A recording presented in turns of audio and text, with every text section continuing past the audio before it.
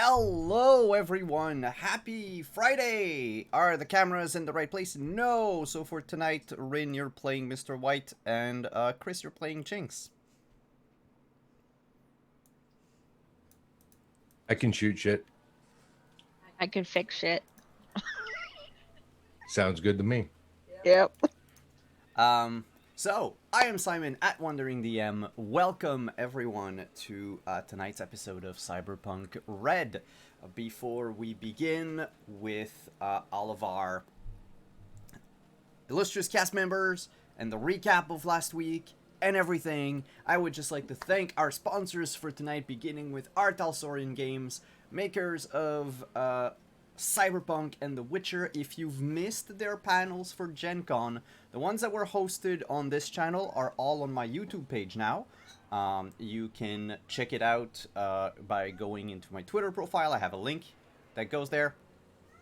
And that command should not appear anymore. I forgot to turn commands off from the panels. So while I fix that, I would just like to let everyone know that they've had some panels. They showed some previews, talked about some things that are in the work for both Witcher and Cyberpunk. So you might want to check that out if you're a fan of these game lines. Our other sponsor for tonight is, of course, Magen Press, makers of 5th edition D&D supplements. You can check them out at store.magenpress.com, and you can use code WanderingDM to get 15% off your purchases. And while you're there, why not check out their new Kickstarter for Conspiracy in the Star?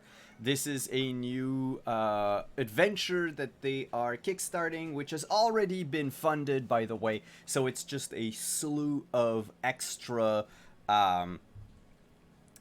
stuff that's going out along with the adventure. You have the starting rules, you're going to have spell cards, you're going to have a level up dice set for dark matter, you're going to have wormwood dice vault. There's a whole bunch of stuff. So you can also check them out on Kickstarter if you search for Conspiracy in the Stars. Our other sponsor for tonight is Found Familiar, and for tonight I have my cup. My Found Familiar cup. You can check them out at foundfamiliar.com or use the panels down below to get your hands on some good coffee. Next is Roll20, the virtual tabletop that we use here for all of our games on Wandering DM. You can check them out at roll20.net. And finally, our partners through the Diceomancy program, Level Up Dice. They have just released a new I think it's the Cat's Eye chip dice. So it's green and gold with like tiny like circuitry printed on them or engraved on them with the numbers and everything. So it looks very much computery. That said, hello cat in front of Anino. Waving. It just looks like a hairy tentacle that's waving at us. Oh, we forgot roll 20. No, I said Roll20, the virtual Did you? tabletop. Oh, okay, never mind. Yep. So let's go around the table, introduce the cast, and we're also going to do something before we begin the game, and I'll explain what it is. It is in part, it has to do in part with the rules, the official Cyberpunk rules, something that we've been neglecting for the past couple of weeks. So, before we delve into that, let's just go around our table. We'll begin with Adelaide, and we're going to go clockwise around the overlay. So, who are you, and who are you playing? I'm an enigma. I'm Adelaide Gardner. You can find me at OAdelaide on Twitter. I am 1/4 of the team called Action Fiction, and we just announced our second Kickstarter for the expansion for Monsters of America, which is Flavor Town themed. It is restaurants and retail, lots of fun stuff. We've got a turducken monster. We've got a Guy Fieri dragon. It's going to be great. That launches on September 8th, so check that out. Yeah, I am in this show. I am in a show on Goldheart Group's channel. I just had a stroke. And where I play a geriatric turtle. And Faith Forge Academy is my podcast that airs on Sundays and launches posts on Friday. That's it. And who are you playing? Oh, I play Reno, our solo. Up next. It's been a long day. That's okay. That's fine. Anino. How's it going, everyone? My name is Anino. I use he, him pronouns, and for Cyberpunk Red, I play Jimenez, also known as Carlton Ray Jepson Bautista. Also uses he, him pronouns, and is the team's rocker boy by way of professional wrestling. Next is Jinx. I mean, Rin. Whew. I mean, at this point, I'll answer to both. I am Ren. I play drinks. Crazy nomad. Who drinks coffee. Yeah, pretty much it. Chris. My name's Chris Geary. You can find me on Twitter at Chris Geary. I use he, him pronouns. Tonight I will be playing the infamous Mr. White, aka Dr. Frost, the trauma surgeon and all around good guy that a lot of people have a tendency to mistake for someone else. Anyway, we'll see you on screen. And last but not least, Deirdre. Oh, hey, y'all. You know me. I'm at Deirdre Donlin on Twitter, Praxuoth, Esmefoy, Zemira on Twitch. And I get to play Trins, your friendly neighborhood mechanic and techie who does all the good things. And she uses she, her pronouns, and I use she, her pronouns. And she has no idea what's going on with the dude in the back of her van. Because she was just asked to help provide an expedient exit for Jimenez. So no clues whatsoever.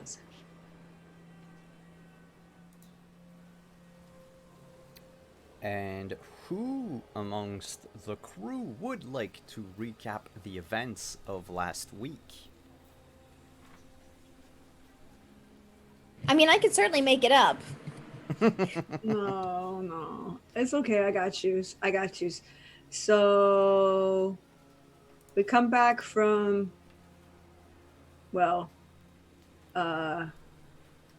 Springfield, Nevada. And Trins does the driving. So they get back late. They get back to the apartment. And then everybody splits. And not Adelaide, Reno goes and takes a bunch of peeling pills because her head be killing her and it's a migraine from hell. It's what happens when you get a bunch of shit ripped at you. We also get Jimenez introduced his new number one person in his entourage, the wonderful Monique, to living quarters on the 6th floor across the hall from Gina, as Trins goes back to her place and gets into an argument with her brother, because apparently her brother says, I'm your older brother and you can't do that. And she says, fuck you, I do what I want. You live in my house, bitch. To which there was then the prompt fighting over things and the prompt appropriate response from siblings of turning up their music and or television shows in an attempt to fight with one another and drown each other out. Next morning, Jimenez goes and gets his training on with Stephanie Myers, and there's this whole discussion about her developing a new personality and a new gig and the soul storyline.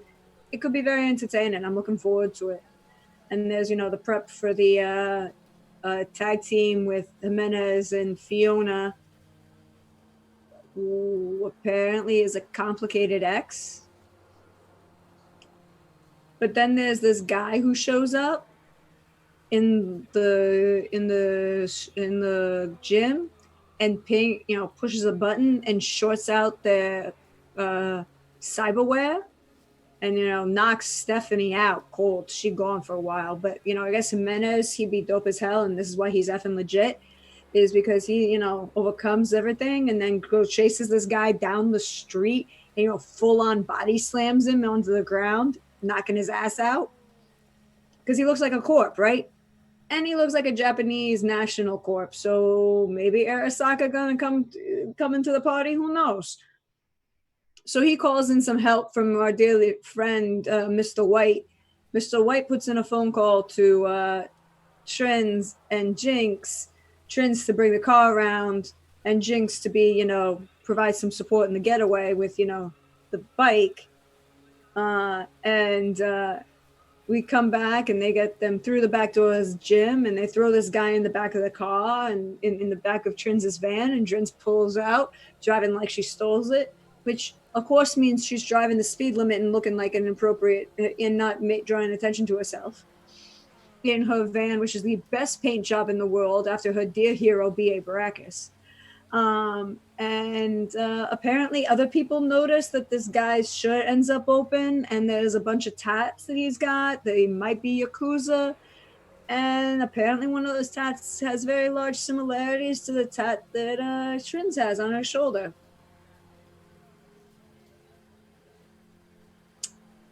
But Trins don't know that because she's busy driving. And that's where we are, as we apparently try and make our way into the combat zone so that Mr. White can, do his magic and make sure we don't get followed. There was a message that was sent out regarding Hawk. Yeah, there was that. Apparently he's a thing. Does anyone remember who that message was to? I thought it was the Menez. Yeah. No, okay. Stephanie had some. Stephanie was talking about how Hawk was, would call her, and was talking about the guy with the purple arm, and Jimenez was like, "Oh, I know who that is." Yeah, he came by to check. And he claimed to be a friend of Jimenez's. Yeah, that's all I was missing is it was Jimenez that he came to visit.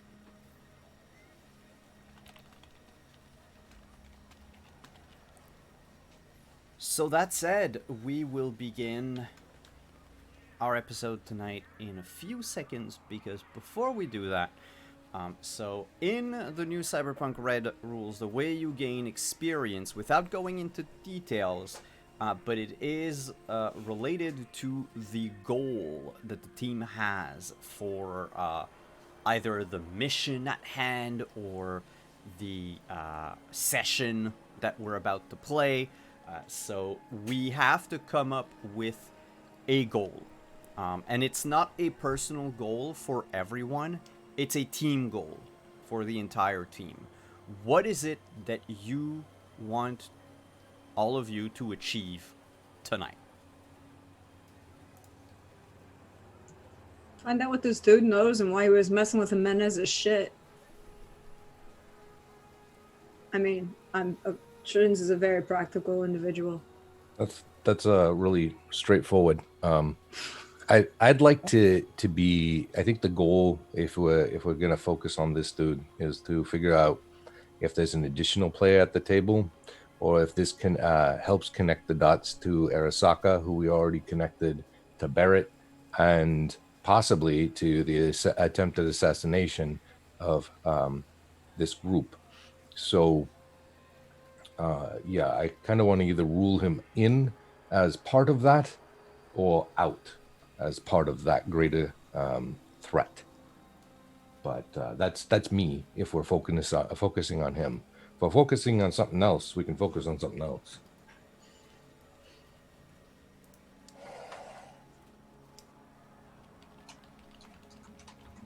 I think that's good.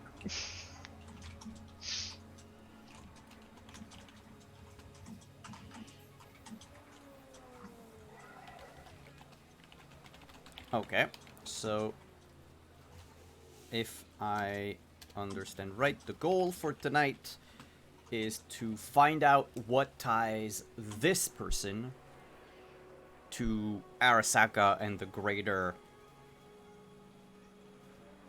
conspiracy at hand. Or just, is he a part of it, or is this another subplot? Like, is this another group? And so ruling him either in with all the other data that we've pulled, that it all seems to lead back to Arasaka, or ruling him out of that and into something else. Like, that's a definitive goal that we can reach. We may not be able to figure out what his role is in it, and we may not be able to understand exactly how big that is, but we should be able to figure out, is he a part of this or is he not? And make some sort of plan related to that. That seems That attainable. sounds like reasonable. Yeah. Okay. All right. So we will begin tonight's game in the van. So Reno, I'll get back to you in a moment. Oh, he wants a chair. So the group is in the getaway van. And you are driving normally, without attracting attention, through the packed streets of Night City. All around you, people are going to and fro, either stores or braindance studios. They are just caught up in their lives. There's few wannabe edge runners trying to strike deals on the street. Couple of people packing weapons, packing heat, trying to look intimidating to passerbys, while in the reinforced RV lies a man, his shirt open, his tattoo on display. I think the image is on our Roll20 under Unknown Corp Guy. We know that Trins also has this like, is that visible on you? Yeah, you saw it when we were in Springfield when she was fixing the car, and Okay. she put it's on her shoulder blade. It's a folding fan. That guy's hot. Okay, let's not kill him. Let's date him. I mean, you can if you want. Cyberpunk dating 2020. 2045. 2045, whatever. 2045. Trinza's tat is it's a Japanese folding fan in black and gold and white with cranes, Japanese cranes. And it's a light tattoo, so it actually lights up. But it like takes up like a big chunk. Well, it's like 4 or 5 inches across her shoulder blade. But you can see when she was like working on the truck, she had the tank top on. You saw it then. But apparently this is not exactly the same tat. It is very similar in its design and the images it incorporates.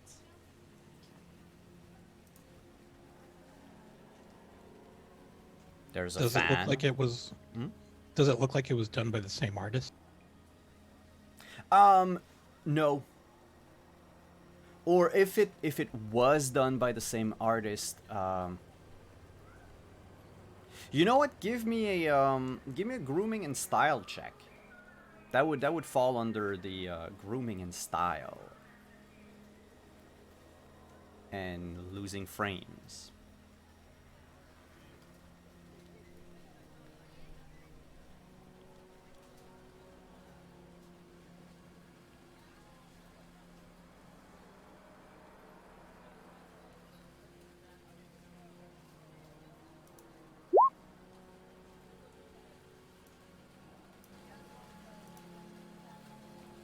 Um, 17. 17. It is not made by the same artist. It actually is made by someone different who tried very, very hard to imitate the first tattoo, Trince's, probably from a picture, because it, in some areas, the way the shading was made, you can easily see how this would be an error, like from the person who took the pic originally, how the lighting hit on the shoulder. it was an actual shadow and not part of like the actual drawing. And the person's hand, the tattoo artist's hand who did the corp guy, was a bit shakier than the original artist.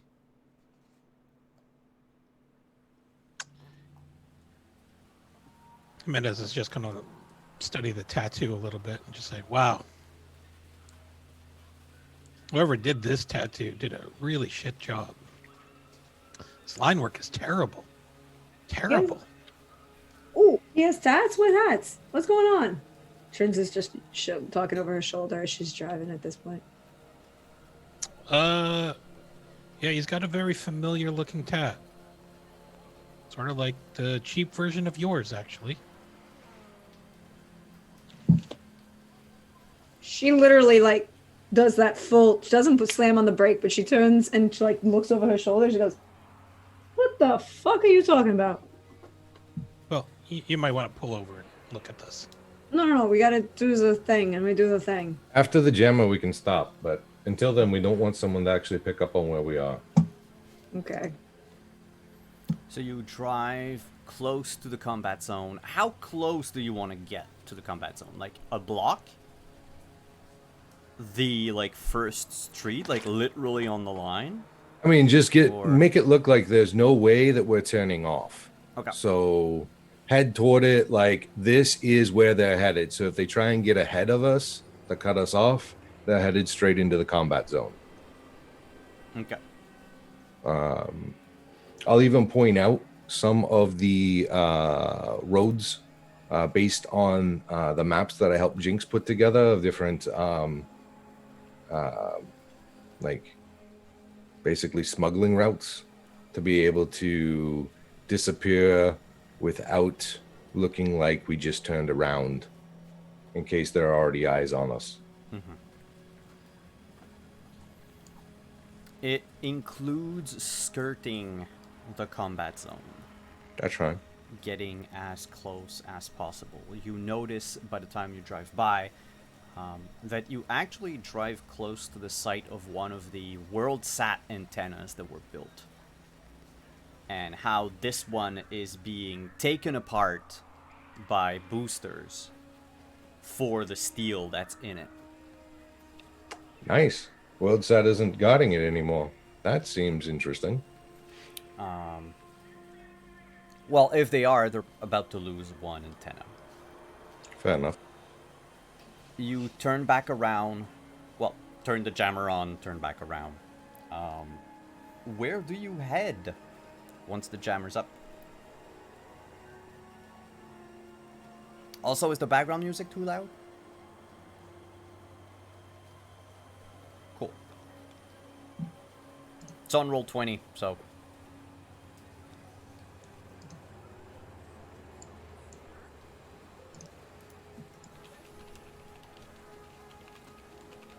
So where do you head? Where do you want to pull over? Somewhere inconspicuous where it doesn't look weird that we have an RV parked.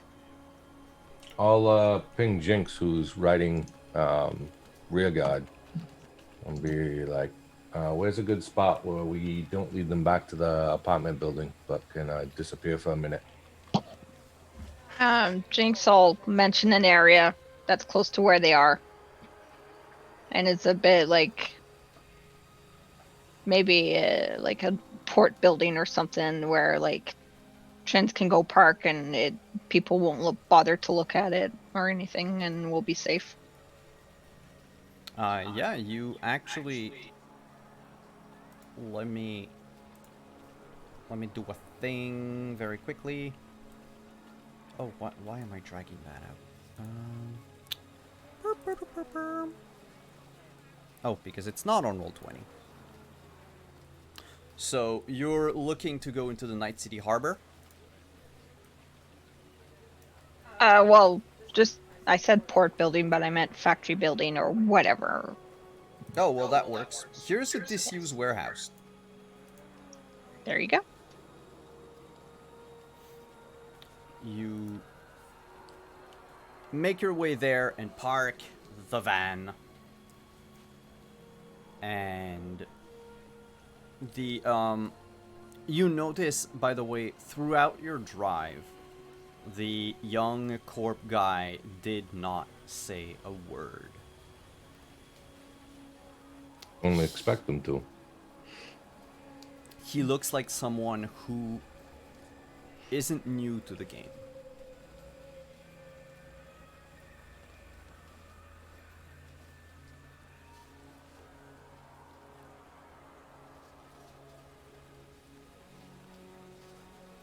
What I will do, as soon as we park, first thing No, I'm he gonna said something to Jimenez. yeah.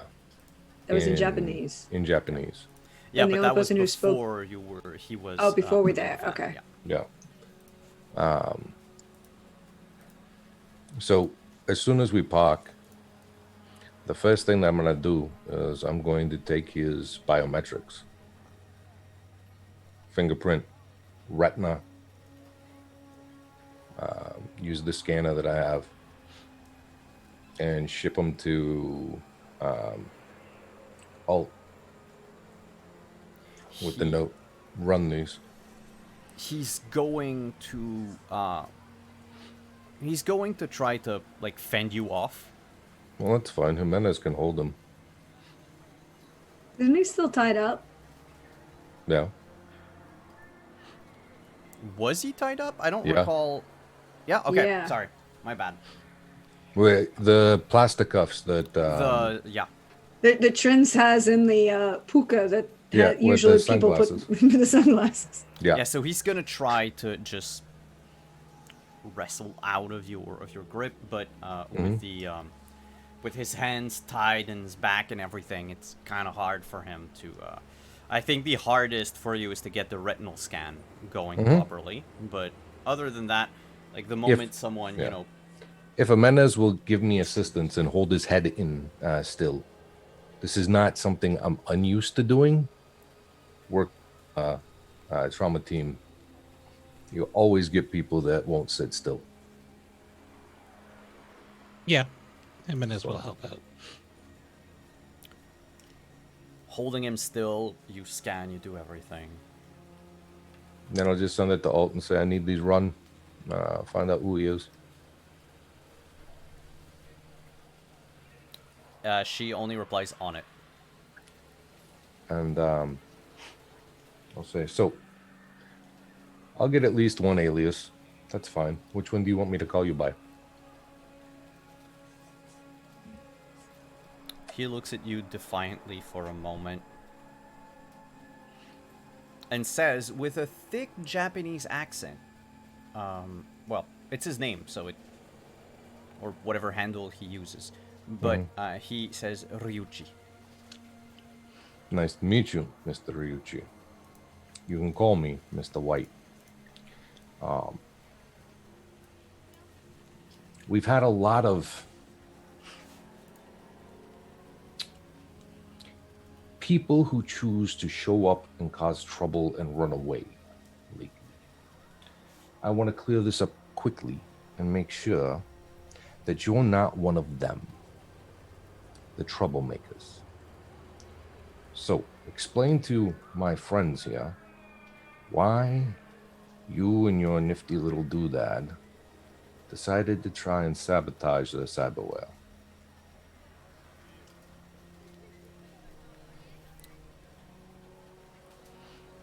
And now he replies with a thick Japanese accent, and what if I don't? Well, then you don't get to tell your side of the story. I will take you to Suplex City if you don't. Ooh, that's a good line. Suplex City. Can I get that on a shirt? I want that on a shirt. Is the grass green there? Are the girls pretty? You won't be able to see the grass because you'd just be staring blindly into the sky. Ah, your ass will be grass. I get it. Nice. I am not nice. scared. Your intimidation tactics don't work on me. Wait, I don't intimidate people. Am I intimidating? I don't know anyone that I've ever actually effectively intimidated. Oh. He looks to Trins when she says that and replies something in Japanese. Trin speaks Japanese. He says, "Lady, calm down and wait for your man to come pick you up." Ooh, you're a dick. I haven't let any man tell, and she says this in English, and she goes like, "You're a dick. I haven't let any man tell me what to do in my entire life, as evidenced by my father, my brother, and my ex-boyfriend. I am, of course, a child of Holly Rastelli. So shut your fucking face." What did he say? He said for me to shut up and wait, literally, lady, shut up and wait for your man to come pick you up. And I'm like, that's not nice. Can I shoot him? I think that would make a mess in my van. Not Sorry. yet. Not yet. Okay. First, I need to make sure that he's not registered with any, contagious diseases. Because if Kava can get money for his body parts, it's going to be worth it. So, Wait. Well, but that would make a mess. Also, you said he had a tat. What tat are you talking about? And by this point, she's like, I figure it's like an RV, so you can actually turn the the captain's chair. The captain's chair all the way around. You see it. Jimenez will turn the guy around so that she can get a good straight-on look at it. That's a real cheap version of mine. Yeah, it totally is. Really bad line work. And his doesn't light up. No, it's rather mundane.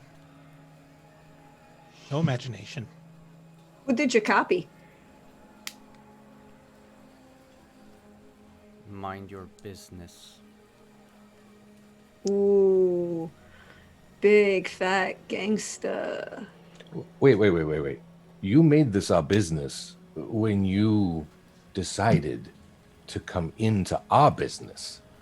We didn't just go to your place and scoop you up. What the fuck is wrong with you?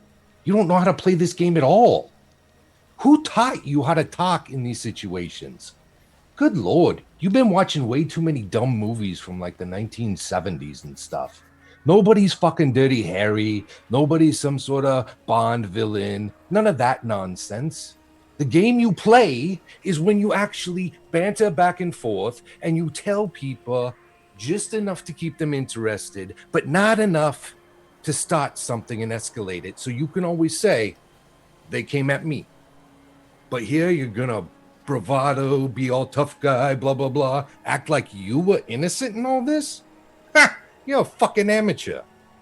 As soon as I learn who your boss is, I will do them a favor and I will let them know how bad you are at your job.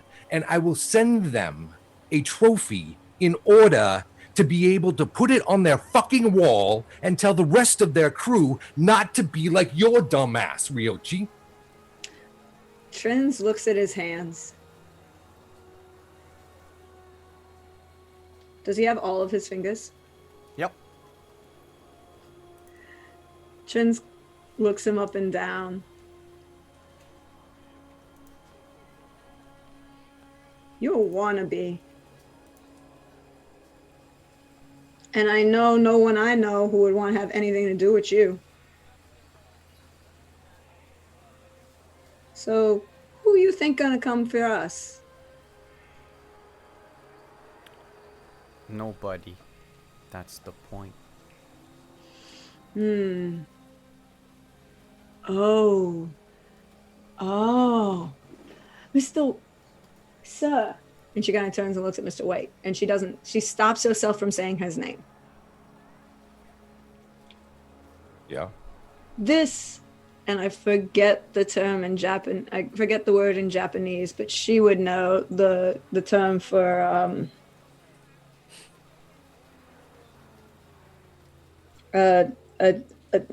like, all I can think of is the Italian mob term. This wannabe made man, right? Which in for Italian, there's another term for it in Japanese Yakuza culture that I can't remember off the top of my head anymore, and I'm sorry. Don't at me. Specifically, like a wannabe gangster who thinks that he can get things. Seems to be under the impression that this whole bit is about pissing off people that are higher ranking than him. Oh. Because he seems to think that threatening my life would piss somebody off.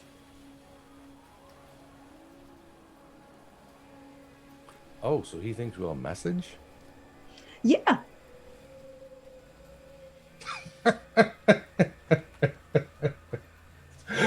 Who the fuck keeps spreading these rumors?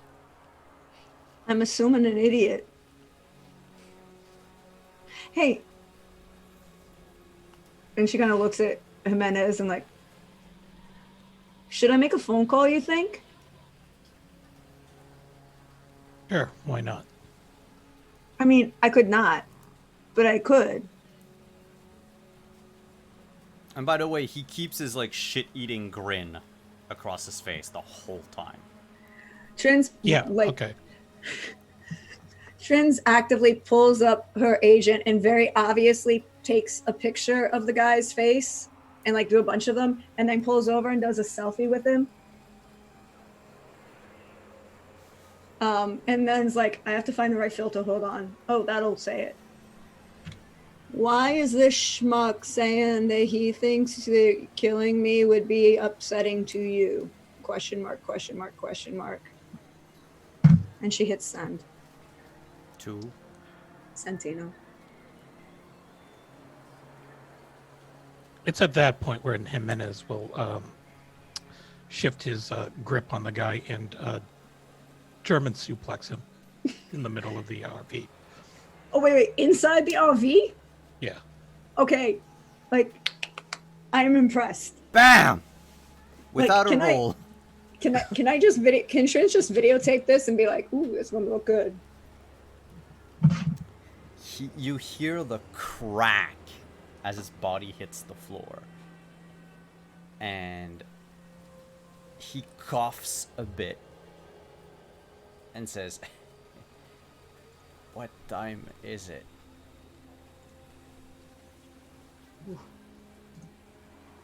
Time to die. Suplex again. Did you put a, I don't know. It's morning.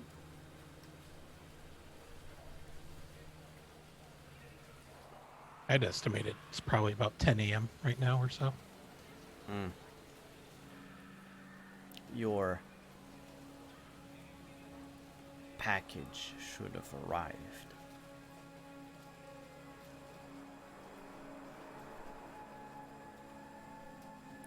And we're gonna move to Reno for a moment. I've got another bomb. or just a box of bees. Bees! Right!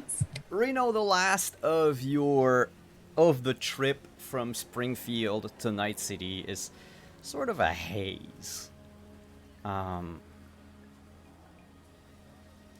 There's not a lot you remember. You were heavily medicated with one of those migraines that you keep having. You recall you and Dutch coming back home and just crashing.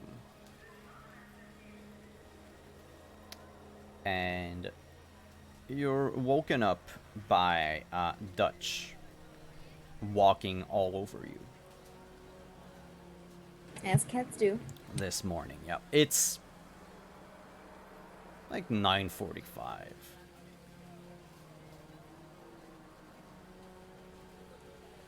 The window's open. Just go. Just shoving cat. It just meows away.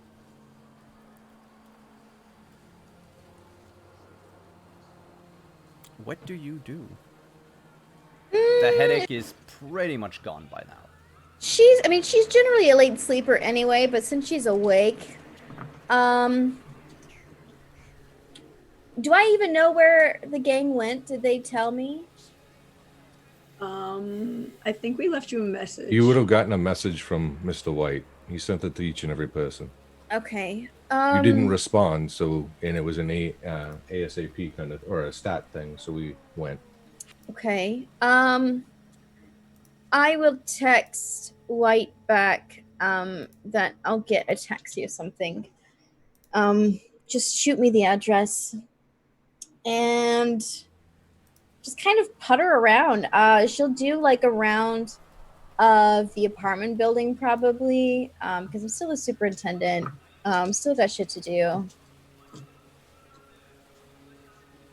And then get ready to go, I guess, once I have the deets. All right. You begin your round of the apartment. Do you go bottom up, or top down? Well, I have my message board. If there's no like pertinent messages that she checks every day, I just kind of go. I don't go like thoroughly top, floor by floor, but I go up the stairs to the top, and just kind of start at the stairs, and then go back down, making sure there's no like pee on the floor or dead rats kind of thing. Bullet holes where there wasn't any bullet holes. Well, there are no bullet holes where there shouldn't be. At least for now. When you reach the 6th floor, you hear footsteps down the hallway and someone knocking at a door. And you hear Mercutio's voice opening the door. Like, what the? And a gunshot.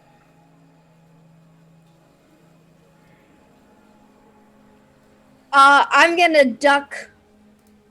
Am I coming down to the 6th floor, or is this after I've? Well, I guess it has to be down by the 6th because I would have seen him. I'm gonna duck right behind some cover, and I will draw my gun. I'm assuming it's kind of like that spirally staircase where you can kind of see.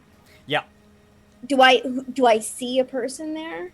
How like close? Peeking out a little bit? Yeah, I think Trince's apartment was closer to the elevator. No, it's in the corner next to the stairs because it's the murder apartment. Yeah. Yes, that's right. True. It's literally that's what it's called. The apartment next to the corner apartment next to a staircase is quote unquote a murder apartment because it's the one where there's the highest statistics of murder rate because it's in and out. Fun things you learn studying. Okay. Yeah, I'll do that little, like peek over the railing. Yeah. You notice 3 individuals. Ooh, that's a lot. Yeah, they're dressed like in coveralls, like dark blue coveralls. Mm-hmm. But one of them clearly has this like camera strapped to their shoulder to film. And they have dropped their, or put down, I should say, their toolboxes. Mm-hmm. And the other 2 are in the process of retrieving heavy pistols from the toolboxes and loading them. While the first one shot once, and then 2 other shots, and you hear a body slump to the ground. Oh gosh. I'm gonna say that I have not gotten my arms, and I am now currently outnumbered. Do I know? We don't have it organized by stair level. I have the list by stair level. Do I know of anybody that's on the 7th floor is the highest, or is it 8? Do I know anybody in this level and the level above me that I know would be a good shot? I don't think so. I think it's just old lady up here. On the 7th floor, there is... And Crazy Doctor. Jinx lives on the 7th floor. Yeah, well, she's not there. Gina and Monique live on the 6th floor. Mm-hmm. Trince was down the hall from Gina. So the next door neighbor to Trince is Monique now. Okay. I hope she doesn't come out. Okay. So I don't have anybody. I don't have any backup. I And, am literally gonna wait out for them to leave, and hope that they leave. If they, it's gonna depend. So if I'm assuming, knowing from like all of the shit that we get into, and Mercutio is your brother, correct? Yeah. Okay. So I know that they're probably on to us, and they're probably gonna leave everybody else alone. But if they start just going door to door and shooting everybody, then I will shoot at them. I'm assuming that's not going to happen. You never know. I don't know. Maybe they're just on a murder spree. One of them enters the apartment. The other two look at each other. Uh-huh. And you can't see their... Well, you can see, like, the back of one of them. The back of their head, sorry. Mhm. But the other one is just, like, half out of view. But the one whose back of the head you can see seems to motion with his chin towards the other end of the hall. And you can Where hear Gina the and Monique would animals. be. Yeah, the animals that Gina owns just start to, you know, make noise because they were disturbed by the gunshots coming from inside. Okay, what I'm gonna do, since there's one in the apartment, if the two that are there, if one of them splits up, can I see where he's heading, or is he heading to where I can't see him? No, he's heading towards where you can't see him because he's heading away from you, away from the stairwell, going towards the elevator. Okay. Or Gina or Monique's place. Okay. But he's going that way. Okay, that's fine. Once he heads that way and it's just the one guy at the door, I'm just gonna fire a pot shot at homeboy in the doorway. Okay, I don't think I always have my pistol on me. Okay. But I don't have my assault rifle or like any big any stuff. heavy, yeah. Yeah. She's always armed, but not like big stuff. All right, yeah, they split up. Yeah, then I'll roll to shoot. Right. I'm gonna do. Before you do that, right before, like, as you line your shot to fire, you hear a voice coming from the apartment. Man's voice. Okay. That says, "Yeah, boss, she's not here." Okay, so they are looking for twins.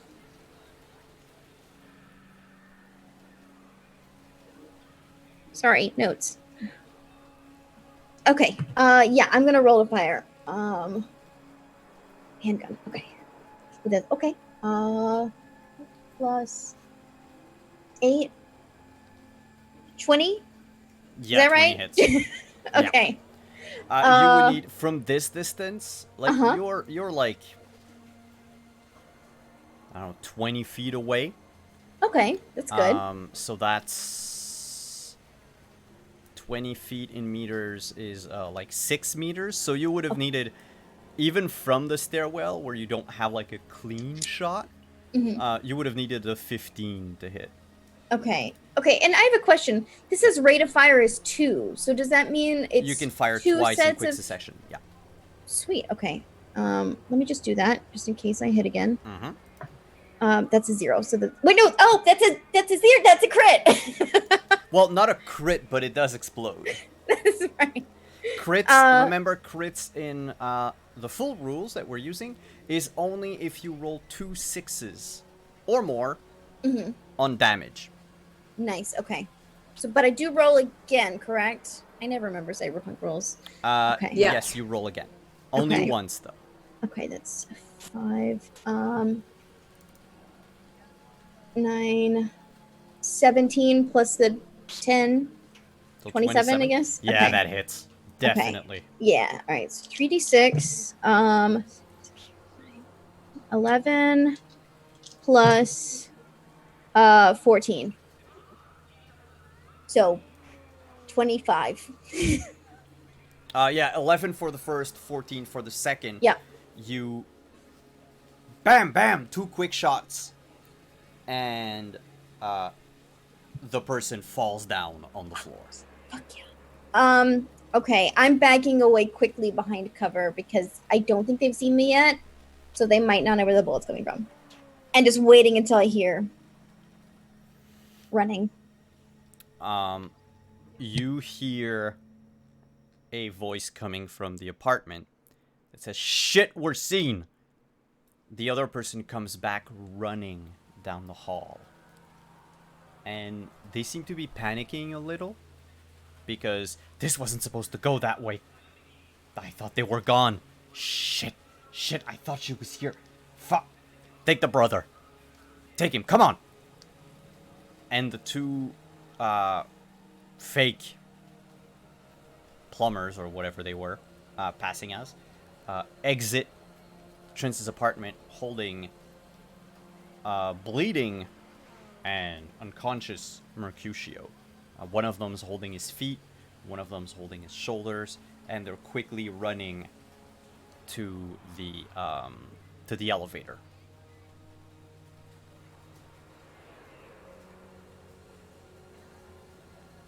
That was their turn. What do you do? I'm muted. I was asking a question. So I can tell that he's just unconscious. Like I can hear his raggedy breathing or something. Yeah. Okay. Shit. But he's in shock at the moment. Yeah.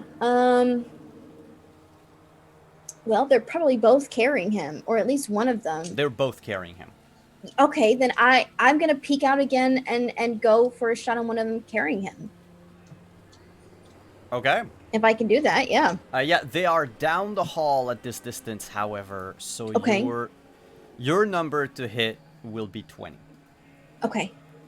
Will it lower if I start to chase after them? Yes, if you run at them, Uh-huh. and fire, however, you're going to be like firing while running. Okay. That's not that big a deal. Let me check. Yeah, because you're like, what's your move?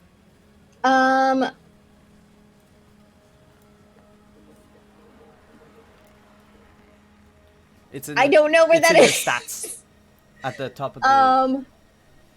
Oh my god. Suddenly, 6. Okay. 6. Okay, so 13 minus 6, that's a 7. Yes, if you do move out into the hallway, you can reduce it to 15. Okay. It's gonna let me. That's fine. They're gonna. It's fine. I can do it. I need these two. That's not gonna. Maybe. Let me add the 3. I got a 1 and then a 3. And sorry, 7. 15. Okay, so I do hit the second one. That's a 15 exactly. Okay.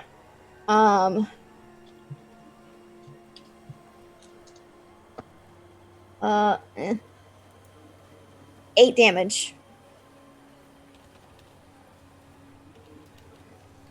8 damage. You fire at the guy carrying, like, whose back is turned to you. You shoot him in the ass. And he jumps up and, like, jerks Mercutio as he does. You can hear Merc, like, groan in pain. But he just yells to the other one, like, keep going, keep going. Okay. And they, at the end of their turn, hop into the elevator. Okay. What floor am I on? The second, I think. I don't know if I can run down that fast. I'm on the 6th floor. Yeah. Okay. I am good. Oh, that's right, because we live next door to each other. That's right. Do I have a fire escape outside my room? I don't remember. Yeah. I know I have like that Yes. little balcony, like the teeny little. Yeah, balcony you're on thing, but- you're on the second floor and you have the little fire escape. But there was a balcony. fire escape because Jimenez in season 1 shot a guerrilla ad. That's right. Out That's your window. right. That's right. Okay, I'm gonna go into Trinz's room Mm-hmm. and head out the fire escape that way. Try and meet them at the door. Do I know if there's like a back door To For the this. apartment? Mm-hmm. There's one, but like it's on the you'd have to go down the stairs to the first floor Okay. and then head Yeah. the back door. I'll try Otherwise, and it's see the if I fire can escape. head them off at the first. Okay. Well, I'm trying to gauge if they're going to take the back or the front, but they probably wouldn't even know about the back necessarily. So I'll try and head them off at the front. Okay. You get out, start running down the fire escape. Can you make a athletics? Yes, check I can. That's a good one for me. Athletics is a 6. Okay. Okay. 10 plus 19. 19. You go down about halfway. Okay. Like you got 3 stories done. When you realize that you won't make it by just running down the flights of stairs. Okay. Your best bet would be to throw yourself off the fire escape if you wanted to cut them off. Because otherwise, if they're on foot, you will catch up to them. If they have a getaway vehicle, and that's like the thought that pops up in your mind as you're like running down, Yeah. is shit, if they have a getaway vehicle, They're gonna beat me. they're gonna yeah. beat you. Yeah. Okay, let's jump off the fire escape. Fuck it. I'm a tough broad. That's 3 floors.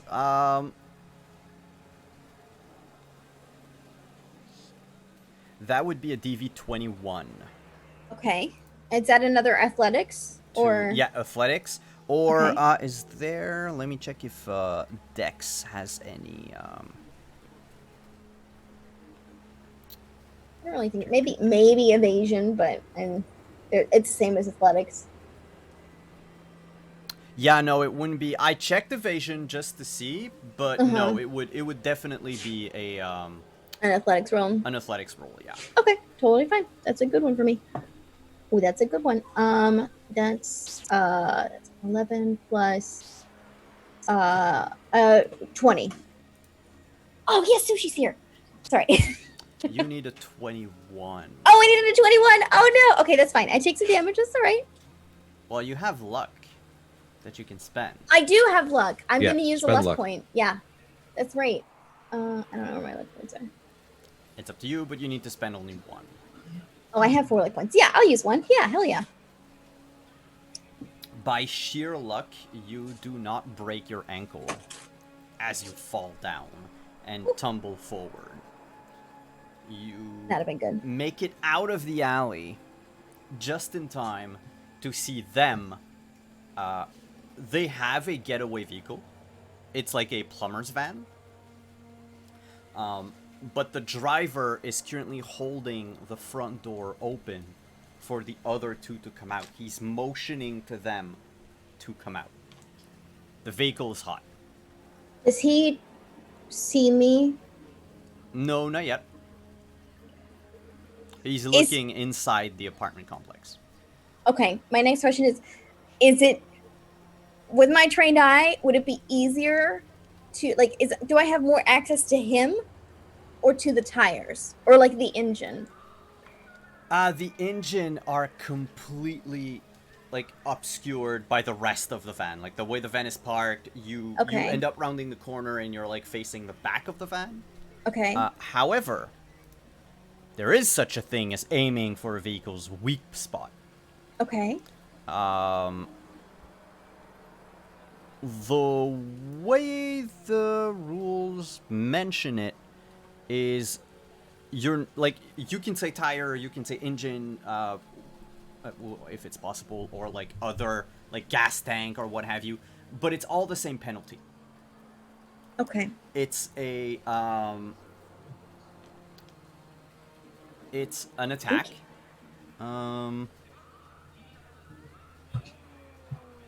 At minus 8. Okay, -8. -7 with me with my aim And shot. you do Okay. double damage if it's if you do any damage, you do double that damage. Okay. Get my little calculator out. Okay. And handgun again. Okay. Plus. Wait, does it have any? I don't think it's gonna hit. It's a 9. No, 9 doesn't hit. No. Okay. That's fine. Well, no, I have another bullet. I'm running out of bullets, but it's the exact same roll. All right. So you fire twice, and both times you hit the rear bumper. The guy holding the door sees you and draws a pistol from his shirt and fires. He lines up.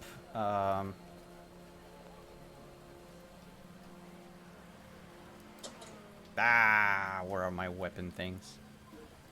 Does anyone have a heavy pistol? I do. So heavy is a rate of fire 2, right? It has a rate of fire of 2, a mag size of 8. Okay, And it's it's 3d6 the rate damage. of fire I needed mostly. So that's with a +7. So first attack, 11 misses. 14 might hit, but I think it's only if he's like within 15 feet of you. Okay. And I think that would also miss. And yes, he would have needed a 15. So he Okay. fires twice, but both shot hit the corner of the apartment building. By the time this combat round ends, the first of the two guys carrying Mercutio is out the door. Okay. I think I'm gonna let them go. I'm gonna take out my phone, and if it's visible, I'm gonna try and get a picture of the license plate. They're probably gonna ditch the car anyway. But I mean, that's all I got. So. All right. You And the whip whole, like, your- you with the whole car? It's a van. It's a plumber's doesn't- van. It's a plumber's van. Yeah. Okay, I'll take a picture of the van as well. So you whip your agent out and you start taking picture, and right before they leave, one of them is desperately going to try to shoot your agent. Okay. Um, That's gonna be a small target, boy. He's confident. it's with a -8. The only way I can do it is if I roll a 10. Okay. I mean, you might. Nope. Okay. Because I would have needed to roll a 10, and then it's with a -1, so Yeah. it would have been like a 10 and a 6. Like, the chances were very slim, but it's a But it like could last-ditch happen. attempt to, yeah. Yeah, absolutely. Okay. So he fired twice in your direction again. Puts the pedal to the metal, the tires screech, and the plumber's van leaves. Okay. Can I tail? I'm not tailing them because I'm on foot. But I'm gonna take a note of what direction they're headed in, essentially. All right. They were headed, if I have a map of Night City in my head, they're headed eastward. Okay. Is that towards or away from the combat zone? Away or? from the combat zone, which is like southwest of you. Uh-huh. And it is away from city center, which would be directly north. Okay. Is it headed towards, like, I don't know, just Arasaka or Residential, something? no, Just residential. Okay. Yeah. All of the corps, their buildings are either in the business district, Okay. which is, let's say, northeast-ish, Mhm. or city center for Okay. whatever was rebuilt since the bomb exploded. Okay. I'm gonna head back up to the body that I did kill, and I am going to dial trends while I'm on my way up there. Okay. So, meanwhile in the RV, suplex. Ha ha ha! What time is it? Time to die. Your package should have arrived. Pick. Send. And that's where we were. I'll notify you when the call comes in. Okay. So did you send a bomb to my apartment, or did you try and rig it with a Molotov cocktail? I just need to know.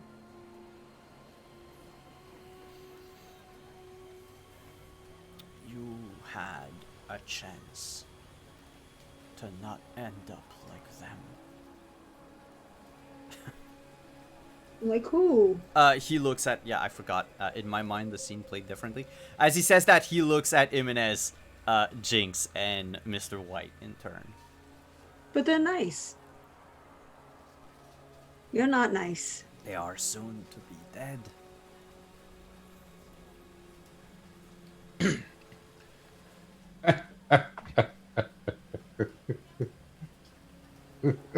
Who exactly?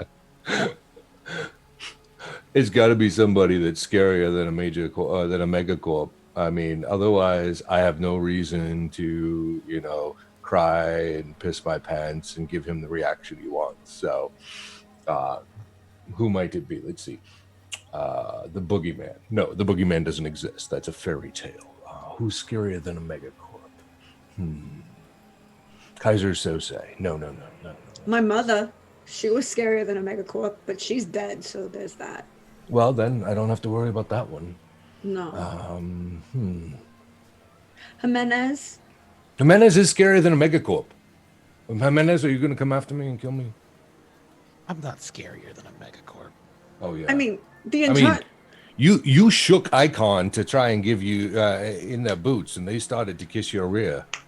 So you're obviously scarier than corporations, as far as I'm concerned. I think they're more concerned about their rep than they are actually scared of me. That's the same for business, isn't it? Well, I'm the flavor of the month right now. Let's not get carried away. Okay. Anyway. So who is it that I'm supposed to be scared of now? You should always be scared. You're living in Night City. This is a playground for killers.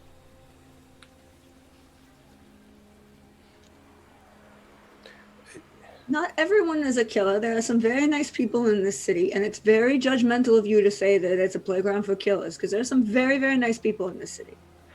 I'm turning to Jinx and all of them. And I go, okay, seriously. What can anybody name the movies that he's pulling these stupid ass lines from? Because I need to know. This is just ridiculous. Like, we've lived here our entire lives and we don't know. Well, Jimenez hasn't, but that we don't know what Night City is. That we haven't dealt with scary shit. That I haven't had guns pulled on me. That I haven't been shot. That I haven't actually been this close to dying more than a dozen times. I mean, seriously, what the fuck, dude? You don't know how to play this game. You don't even know who you're talking to. Mr. White, your phone rings. Well, text message, I should say. You get a message back from Alt.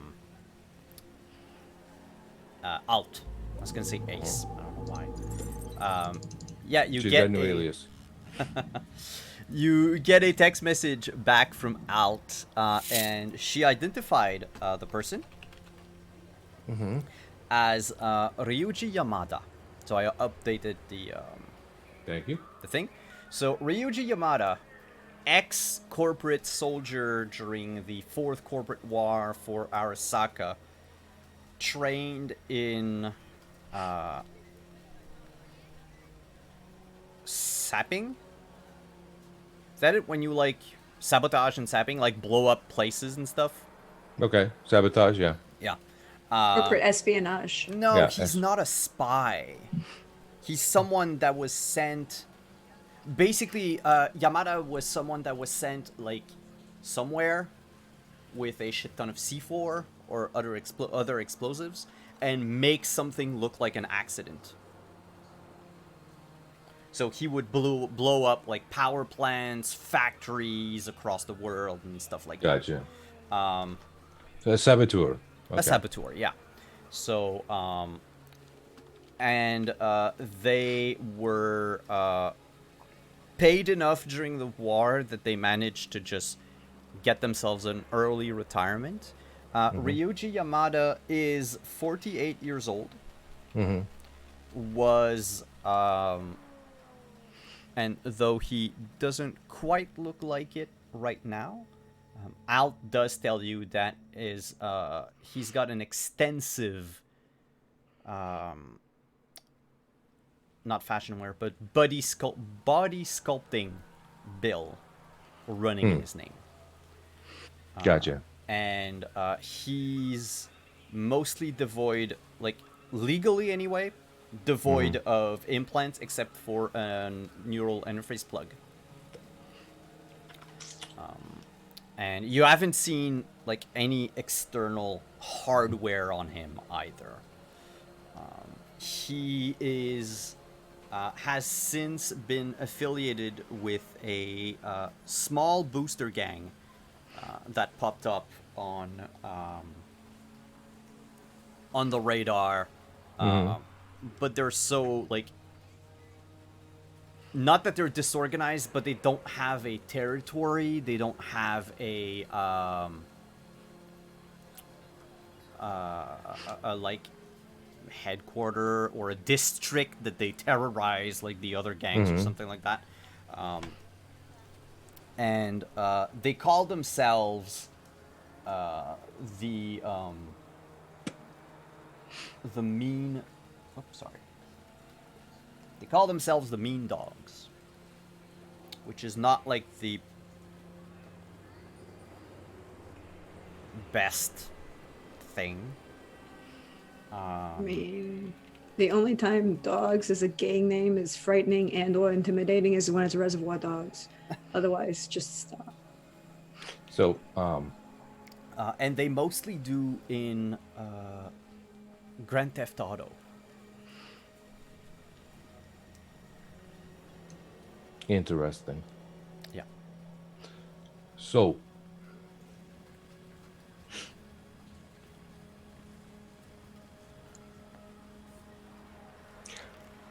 I'm assuming you're either paid well or you're somehow invested with your newest associates. Are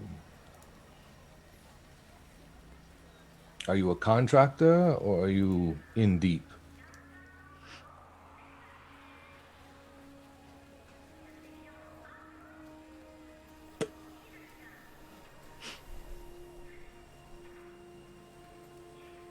Me and the leader were like this.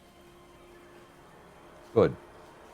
I'm going to text Kiyoshi and say, I have a patsy for the IEC explosion.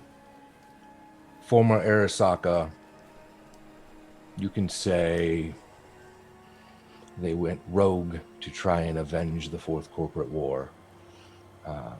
I can deliver the body if you'd like to. Or I can leave the body for you at a drop point if you'd like. Otherwise, you can close the book on this one anyway. Kiyoshi doesn't reply, like, immediately, but That's the fine. message is sent. I will, and well, with the message, I will say, this one has a timer. 90 seconds for an answer before I have to dispose of this. One-time offer. While you're waiting for the timer to go off, Trin's phone rings.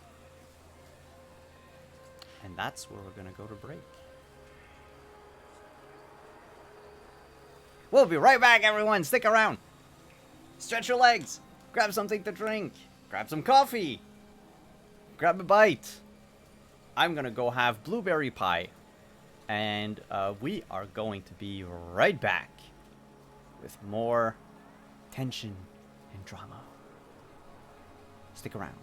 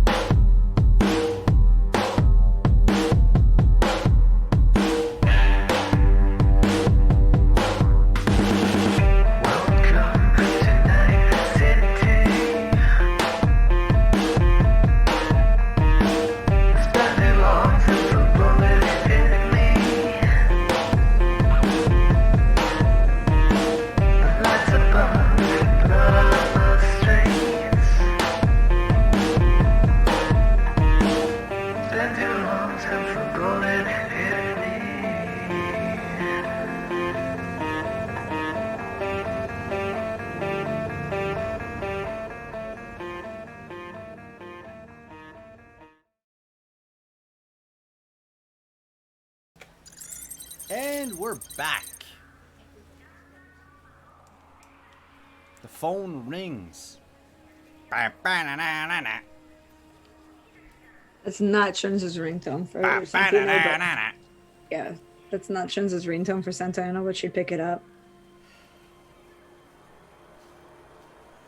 Reno, you're on the other end of the line. Ooh, good question.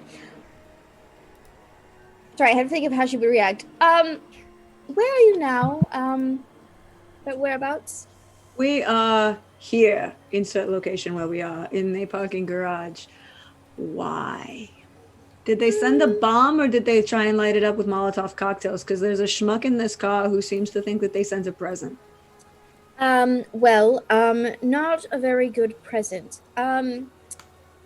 Your brother's alive. Okay, that's but- an interesting lead-in. Well, he's alive. I'm just letting you know. So don't panic. I'm He not has been panicking. shot. Who shot him? I'm figuring it out. Calm down. Okay, I'm calm. I am entirely calm.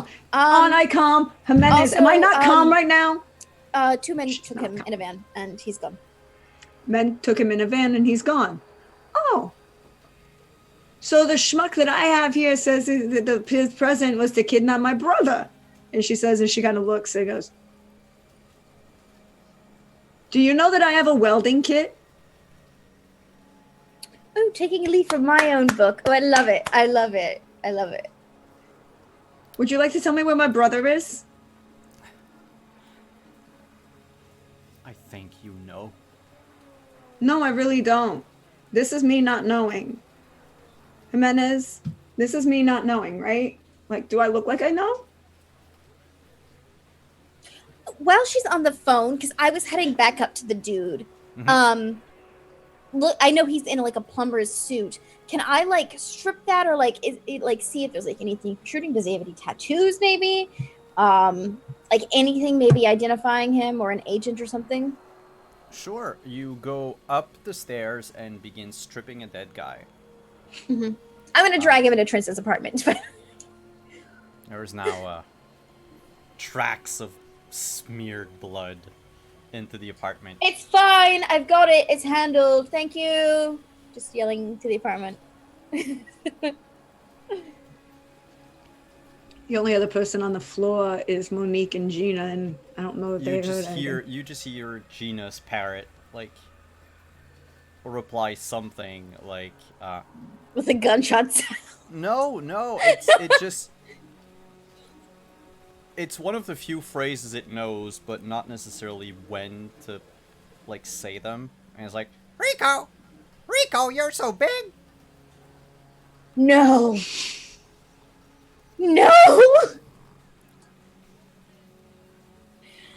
Going to erase that from my memory. Just shut the door. You open up the Don't dude's want to know. coveralls, and underneath he's wearing just like a soiled t-shirt, half faded, of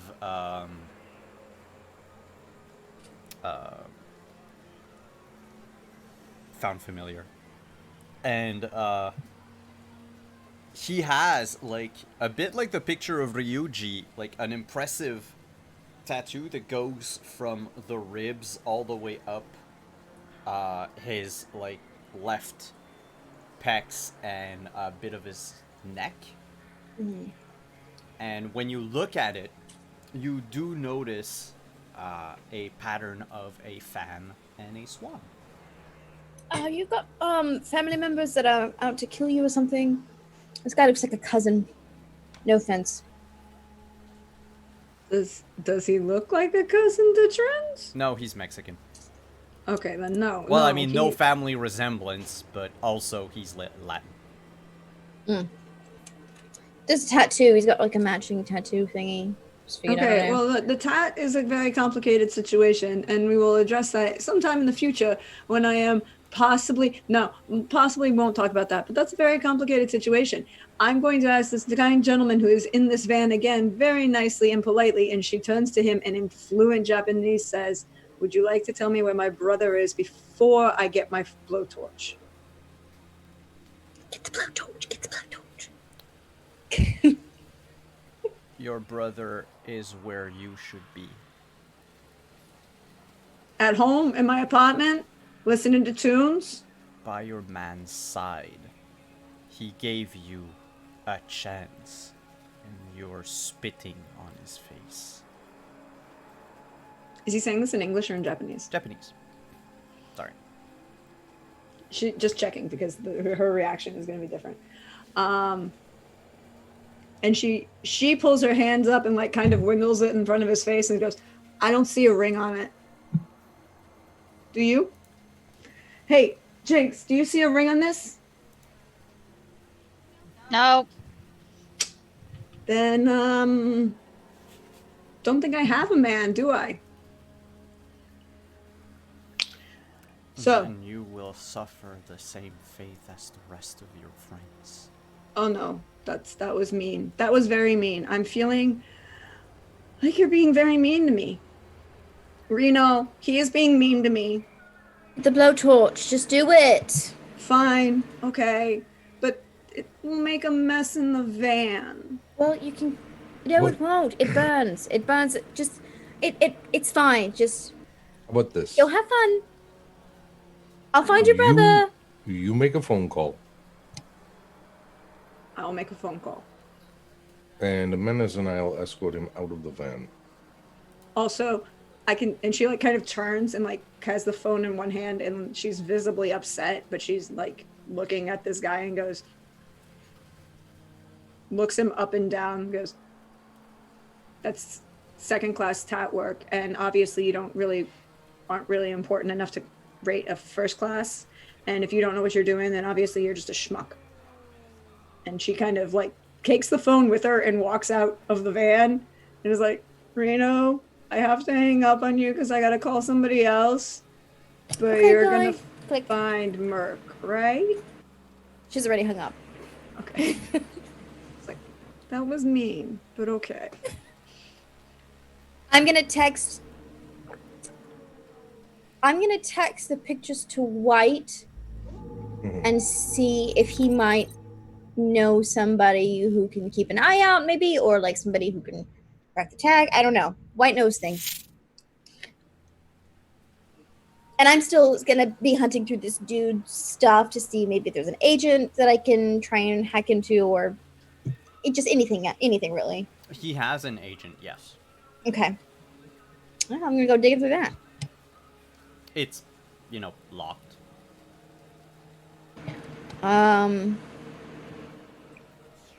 Use his fingerprint. Ooh, yeah. Does it have a fingerprint thingy? Yeah, well, like all smartphones. Okay, I'm just gonna unlock his phone. Hold it up to his face, like hold up in his eye. It unlocks the agent. And the first wallpaper that you see is a naked woman sprawled on the hood of an old 67 Mustang. Okay, not a Chevy, but I'll take it. It's fine. Any recent texts or calls from? I mean, I'll take the number 2, but like if she's hit the jackpot and like they're named. One of them is the boss. That called this morning at 8:45, an hour before you woke up.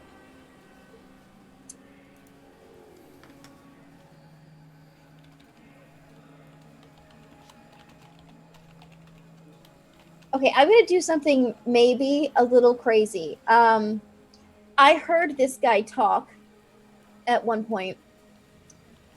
I'm gonna take this to my computer and I'm going to see, this is gonna be ridiculous, but it might work. See if I can find a voice changer and call this guy. Because I only heard him say one sentence.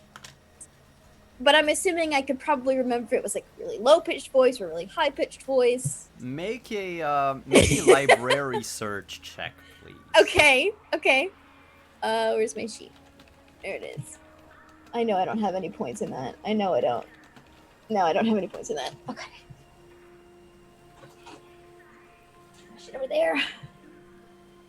It's an intelligence. I'm pretty intelligent though. 8.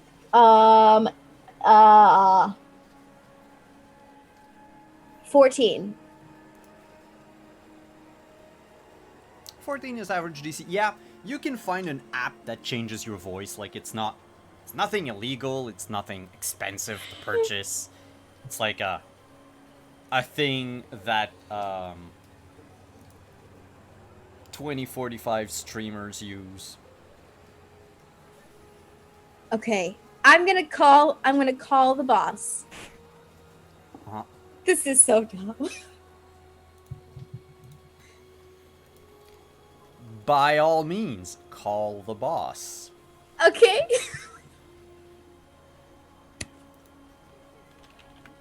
I have a plan, okay? The phone rings once, twice, and someone picks up. Did they say anything at all? Just as, what do you want? I'm gonna put on my best acting skills. I'm gonna cough, and hey boss, I got shot at the place. The guys left me, but I'm still alive. Brain's a little scattered. Do you remember where they were going? Okay, I'm gonna need you to make 2 rolls here. Why 2? Because the first one is going to be like, how good can you imitate that voice? Yeah, And okay, sound that's believable? And the other one is like, how well do you lie? fair. Okay. So our first roll is going to be a Acting, probably? Acting, yeah, Okay, definitely. I have no points in that, but I'm pretty good at cool. Okay. Oh, acting first. Yeah. So Okay. make a cool check, and that's going to be opposed by his cool. Okay. It's a 0! Okay. You got to beat 13. Okay. And that's a 1. What does that mean? That Is means it just 10 a plus 1? 1? That's 11. Okay. I didn't know. I wasn't sure if it canceled it out. No. Plus. Now, if you roll a 1 the second time, it doesn't like. Oh, it's over. invert It's or- right. Okay. So the 0 in acting plus 6 in cool. 17. All right. You act well enough, and the next one is going to be conversation. Conversation. Yeah, it's based on your empathy. Trying to sound like a normal person talking to the boss, Yeah. and not trying to, because you're not trying to like persuade him to give you that information. Uh-huh. And your acting job is good enough that he thinks you are the real deal. Now the question is like, are you going to offend him by asking him basic That makes questions? sense. Okay. All right. I have 2 because that's the minimum, and a 4 in empathy. All right. Let's see. That's not very good. Remember, you've got luck. Yeah. It's not good though. It's an 8 total. An 11. I'll use all my luck points. An 11. This is a Hail Mary kind of thing. He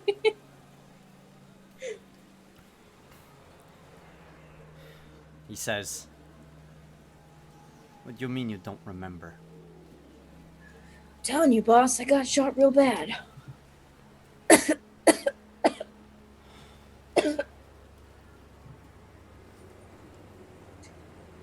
You gotta lay down the... Ah, shit. Street drug name. The cocaine, I know.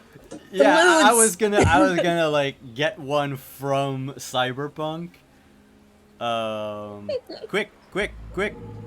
You've got to lay down the blue glass. Yeah, I know, boss. I'll work on it. All right, you know what? Why don't you get your ass somewhere safe? I know of a guy that can stitch you up, and get to him, and I'll text the others. I'll check where they are going, and I'll send you a rendezvous point or something. Sweet, thanks. She wasn't home. Nah, they took her brother, though. Yeah, well, I don't really give a shit about him.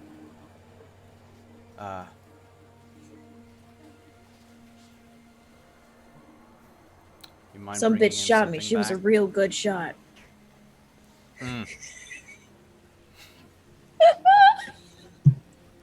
Yeah, probably the Too much nomad better. she lives with. Yeah, maybe. Maybe. Anyway, We gotta send be me careful the. about them. They'll be handled by the professionals. We'll have enough with the other civvies. Yeah, sounds good, boss. All right, give me that duck. I'll be on my way. No, wait. Before you hang up, I got one last job for you. Is our Yep. apartment secured? Well, I'm here. Bring me back a souvenir of hers. Okay, I can do that. And then he hangs up. I'm gonna text Mike. You're never gonna fucking believe this. I can't believe that worked. I was sweating.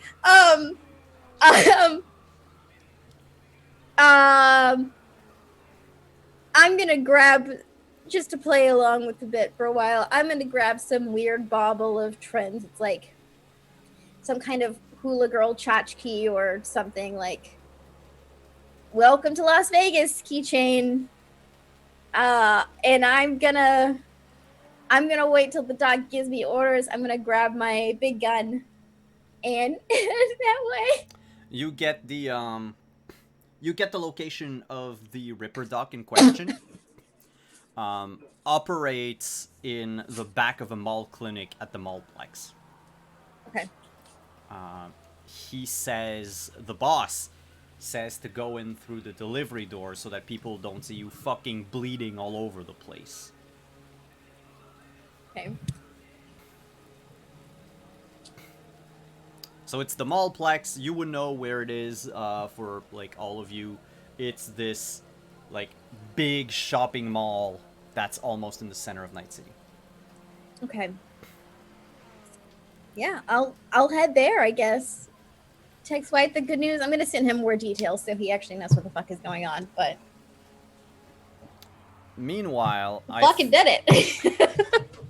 I figure the door to the RV opens up facing the camera, and we see Jimenez and Mr. White drag out Ryuji outside. Oh, nope. Okay, then. No, we're gonna throw him out, like Uncle Phil would toss DJ Jazzy Jeff out the door of the Nice. Bel Air mansion. So face first onto the asphalt. With his hands secured behind his back and his ankles tied. I want my cuffs back.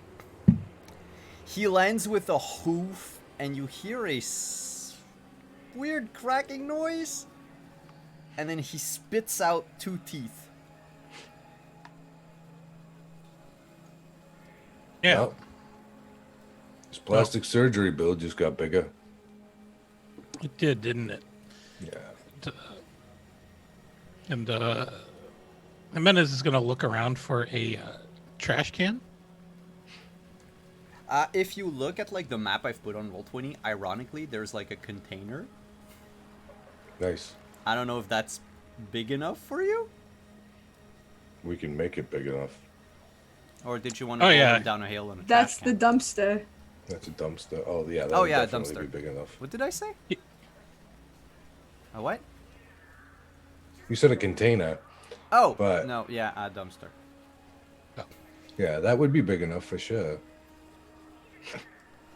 Well, I was kind of hoping I would just rattle them around in a garbage can for a little bit. Oh, okay. So, Oh, if you want to, if you Or want is there to like a farm 5-gallon, like one of those big like oil drums? Yeah. yeah, maybe one of those. Yeah, There you there's go. one of that. You're in the industrial district. It's easy enough to find. Yeah. Yeah, I might as well just upend one over the guy's head. And then deliver a couple of swift kicks to it. The guy, oddly enough, even though he doesn't see you. Oh no, his ankles are tied. Fuck. Mm-hmm. Well, yeah, go ahead. You don't need to roll anything. It's not like he can really squirm away. Nope. This is not a fair fight. On purpose. So you Just so you know, this guy used to be big shit. Fourth Corporate War kind of big shit. Which guy? The guy that you're kicking around right now. Really? Yeah. He retired, and he should have stayed fucking retired. Oh. I suppose I'll have to remove this drum in order for him to, answer you. Oh, I don't need answers. I got them already. Oh.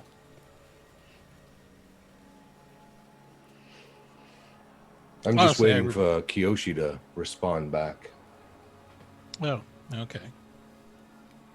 Well, I'll be nice and remove the can off the guy. And then, in true wrestling fashion, smash it over his head, too. Nice. Can you roll 2d6? Sure.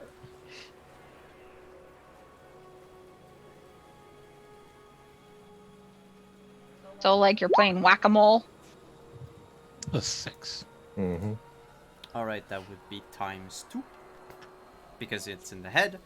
You knock him out, not enough to knock him senseless, but he falls to the ground and you see his eyes begin to shift out of focus. And he looks up. Just to get out of the...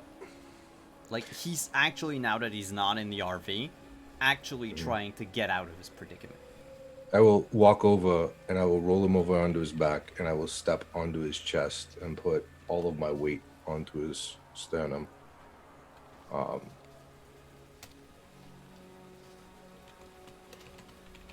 And I'll look at him and say, Mr. Yamada, do you still have friends at Arasaka?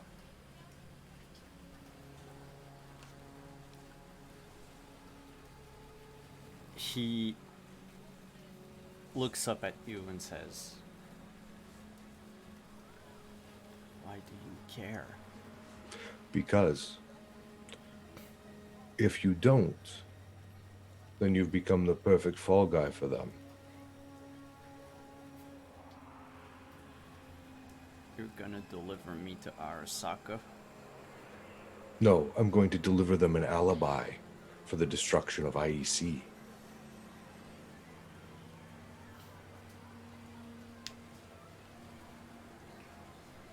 Disgruntled ex-employee, wanted to get back in the good graces, wanted to be seen as the hero of the Fourth Corporate War after everybody else has forgotten about who he is. Makes great headlines. World Sat'll eat it up and spread it everywhere. Make a human perception check for me, please. Okay. Human perception. All this going on, Jinx goes and walks beside, comes up beside Mr. White and Jimenez. She's just looking. Kind of a fun show, isn't it? Yeah. I guess. Here we go. Oh no.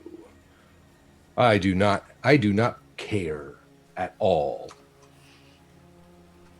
I crit failed on it, so I could subtract something from it, but I will be below a 10.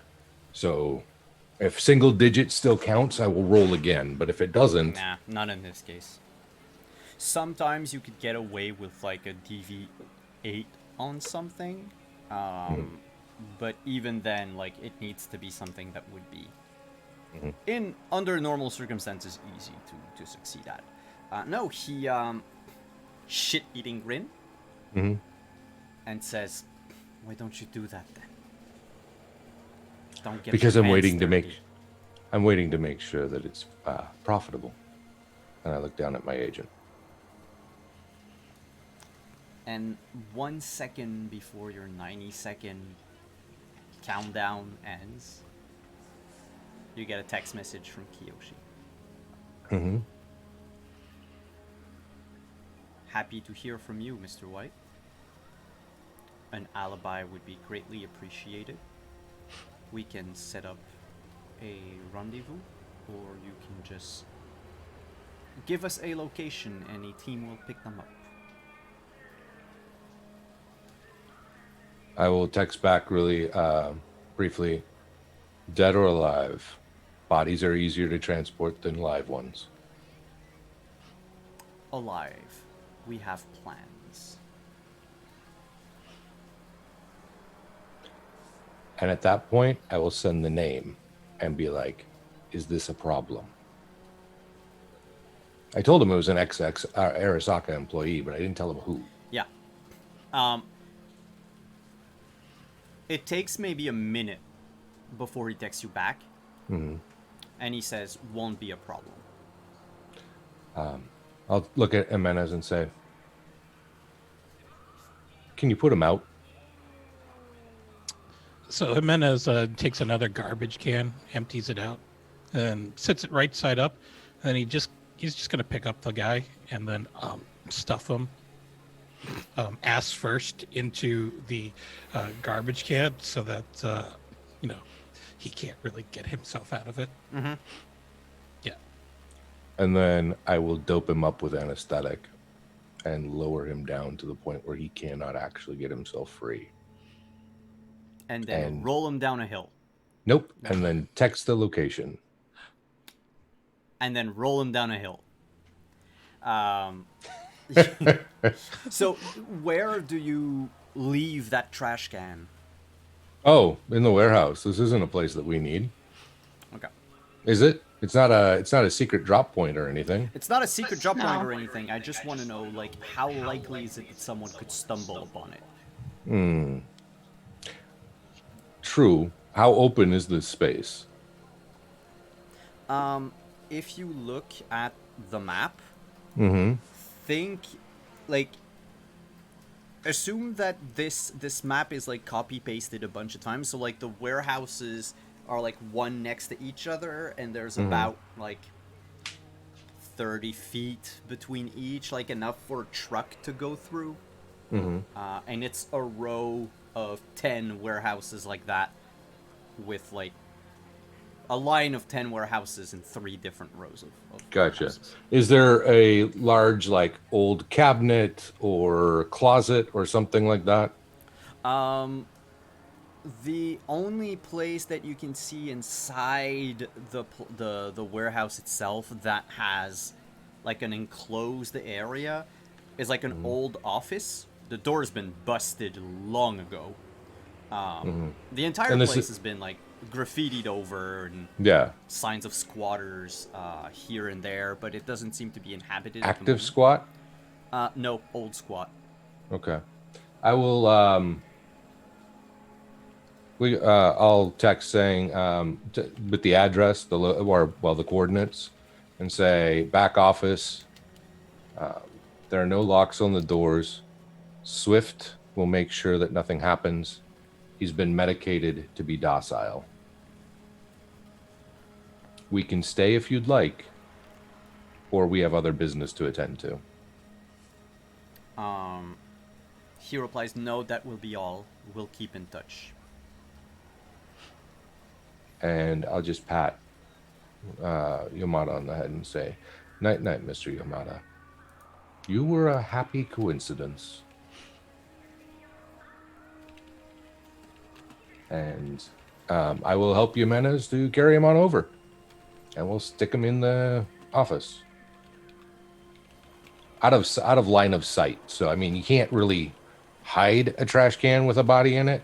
But you can put it so the sight lines are difficult to see. Mm-hmm.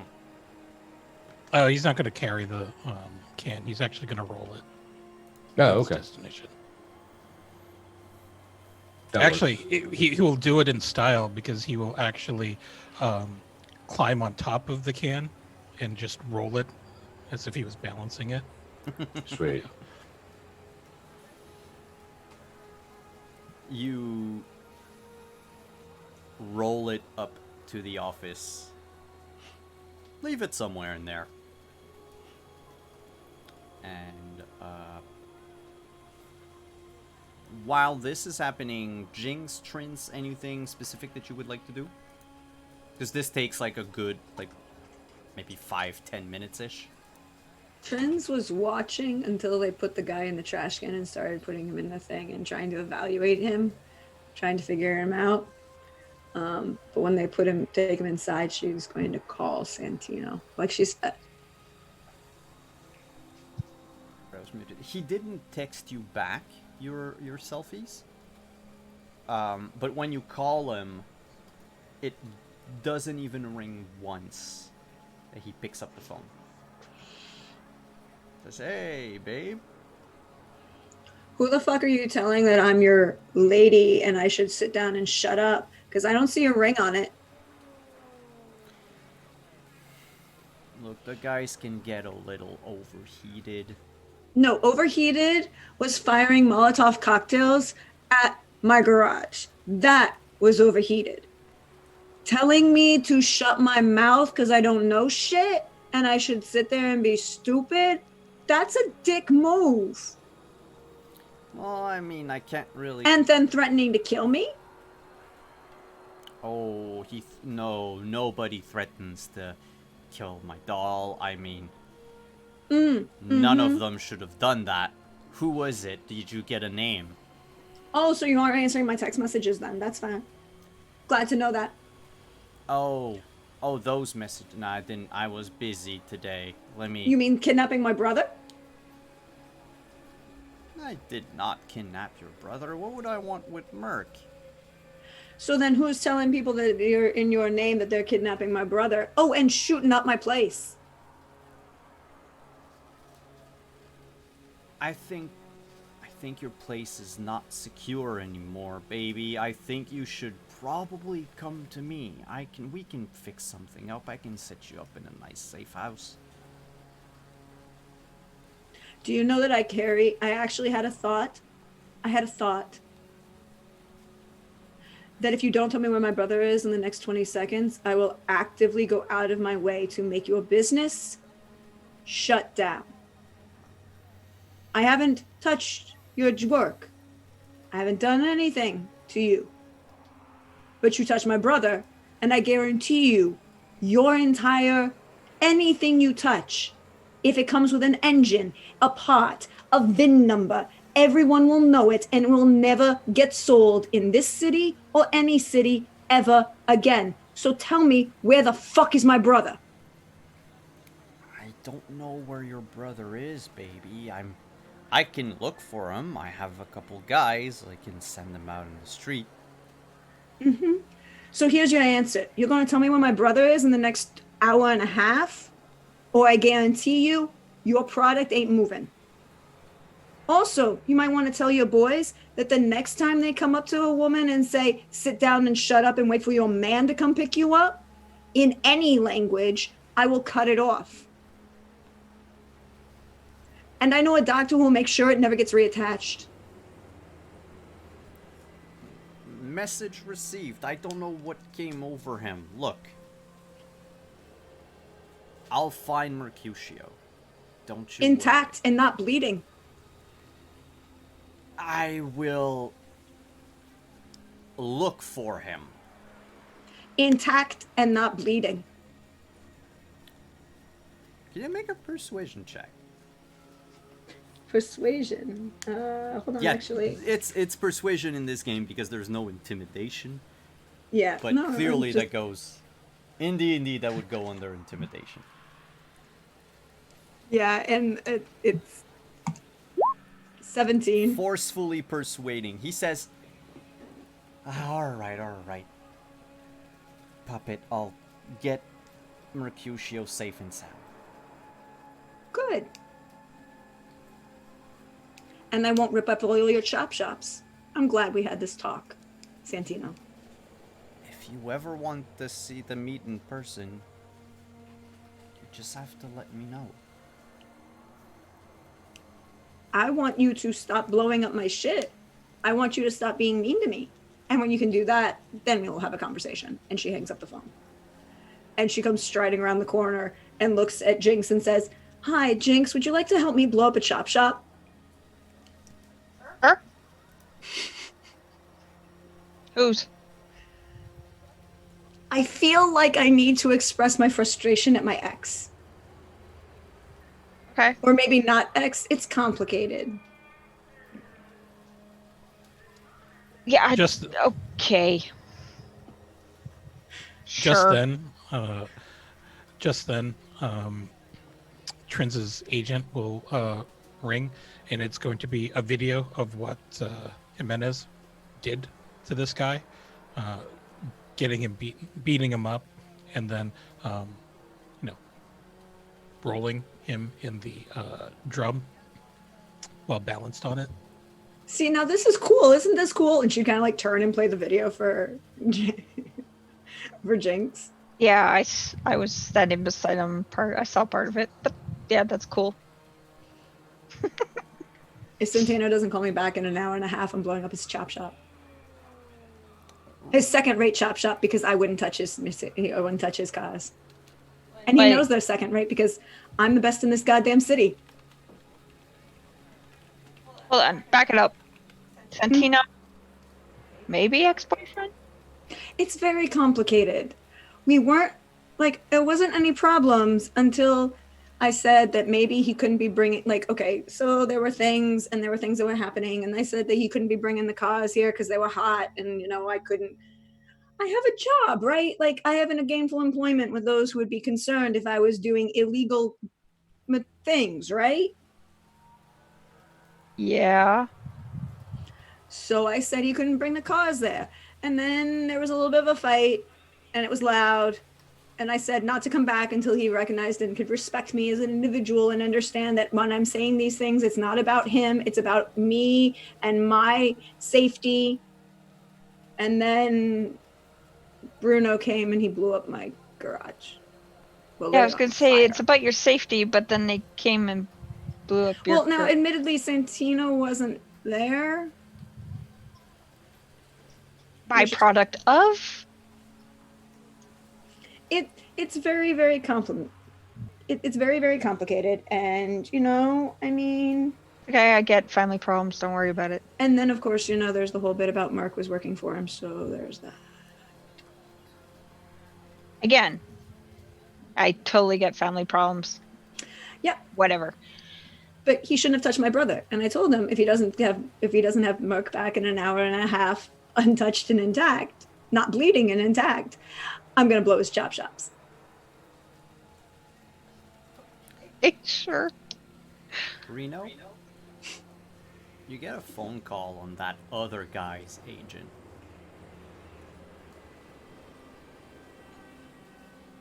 I'll answer it. It's the boss. He says, "Okay, change of plan. The gang's gonna meet you up at the clinic. We gotta patch up that idiot ASAP. You're taking the back seat. Make sure the doc works on him first. I don't want no bitching." Yeah, that's fine, boss. I'm getting the feeling that he's telling you the truth. Is there like some kind of human perception, maybe, Mhm. like to see if he found out, the jig is up, kind of thing. Yep. Yeah, go ahead. Okay, that's a 5. That's good. Okay, 3 + 5, 8. 12. He sounds too angry and nervous to lie. Okay. Unless he's a skilled manipulator, Uh-huh. he's telling the truth right now. He's like in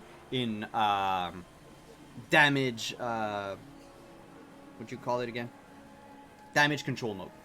Okay. And I don't recognize his voice at all. Correct? I've never heard him. You've never heard Santino before.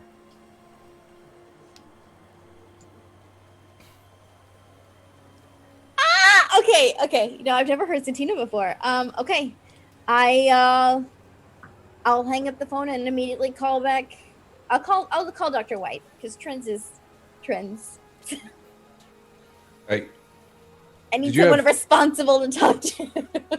So, did you have any more information on this guy? Because the photos themselves are not enough to go off of. Did I send you photos? Yeah. Of Oh, I some saw the dead van. dude. Van and everything. I sent the Oh. van. Pictures of the van. I Yeah. didn't take Oh, the yeah. But you also, I thought you sent a No, photo of change the your plans. dead Change dude. your plans. Oh, Change your plans. Yeah. Okay. They're going to a clinic, and I give them the guy's name because I don't remember the name. And at the Mallplex. At the Mallplex, that's right. They're all taking him. Not Santino. Mercutio's going to be there as well. Okay. We'll swing by and get you. Be ready and out front in, I don't know how many, 5 minutes? And I'll Deal. just yell from wherever I am. Like, I'll put the phone to my chest and yell, everybody, we got to roll out. Pick up Reno at the apartment complex, and then we're going to the mall. And then I head back to the van and bring up the phone and go, good work. I'm glad that you figured that out. Makes things a lot easier. We also might actually end up having Arasaka owe us one for once. Nice. I'll So- see you soon. I have a vital question. Hmm. Does Mr. White's voice inherently turn into Optimus Prime when he says roll out? Just like Yes. it happens and then it keeps Robots. going. Actually, no, it sounds more like Warren G. Oh, okay. Regulators, mount up.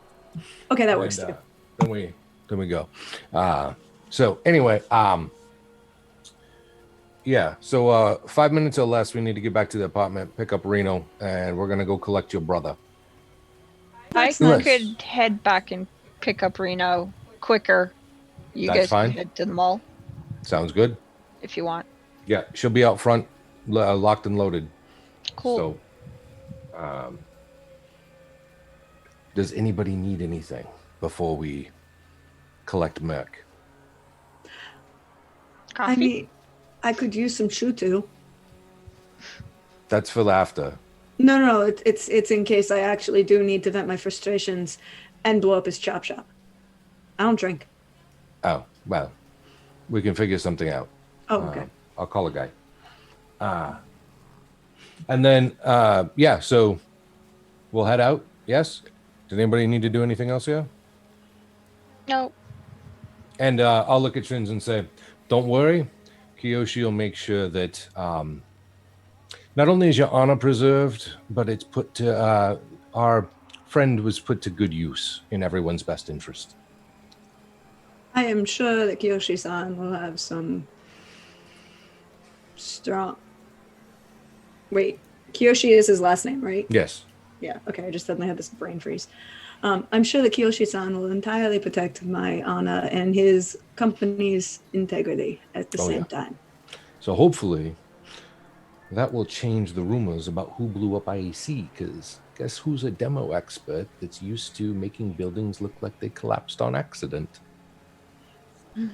The dude in the barrel. Couldn't have been more perfect if I selected him myself. That seems a little too perfect. Sometimes things go your way, Trins, and you have to be okay with it. And everything else is not going our way. I mean, I'm this going is to take true. the win.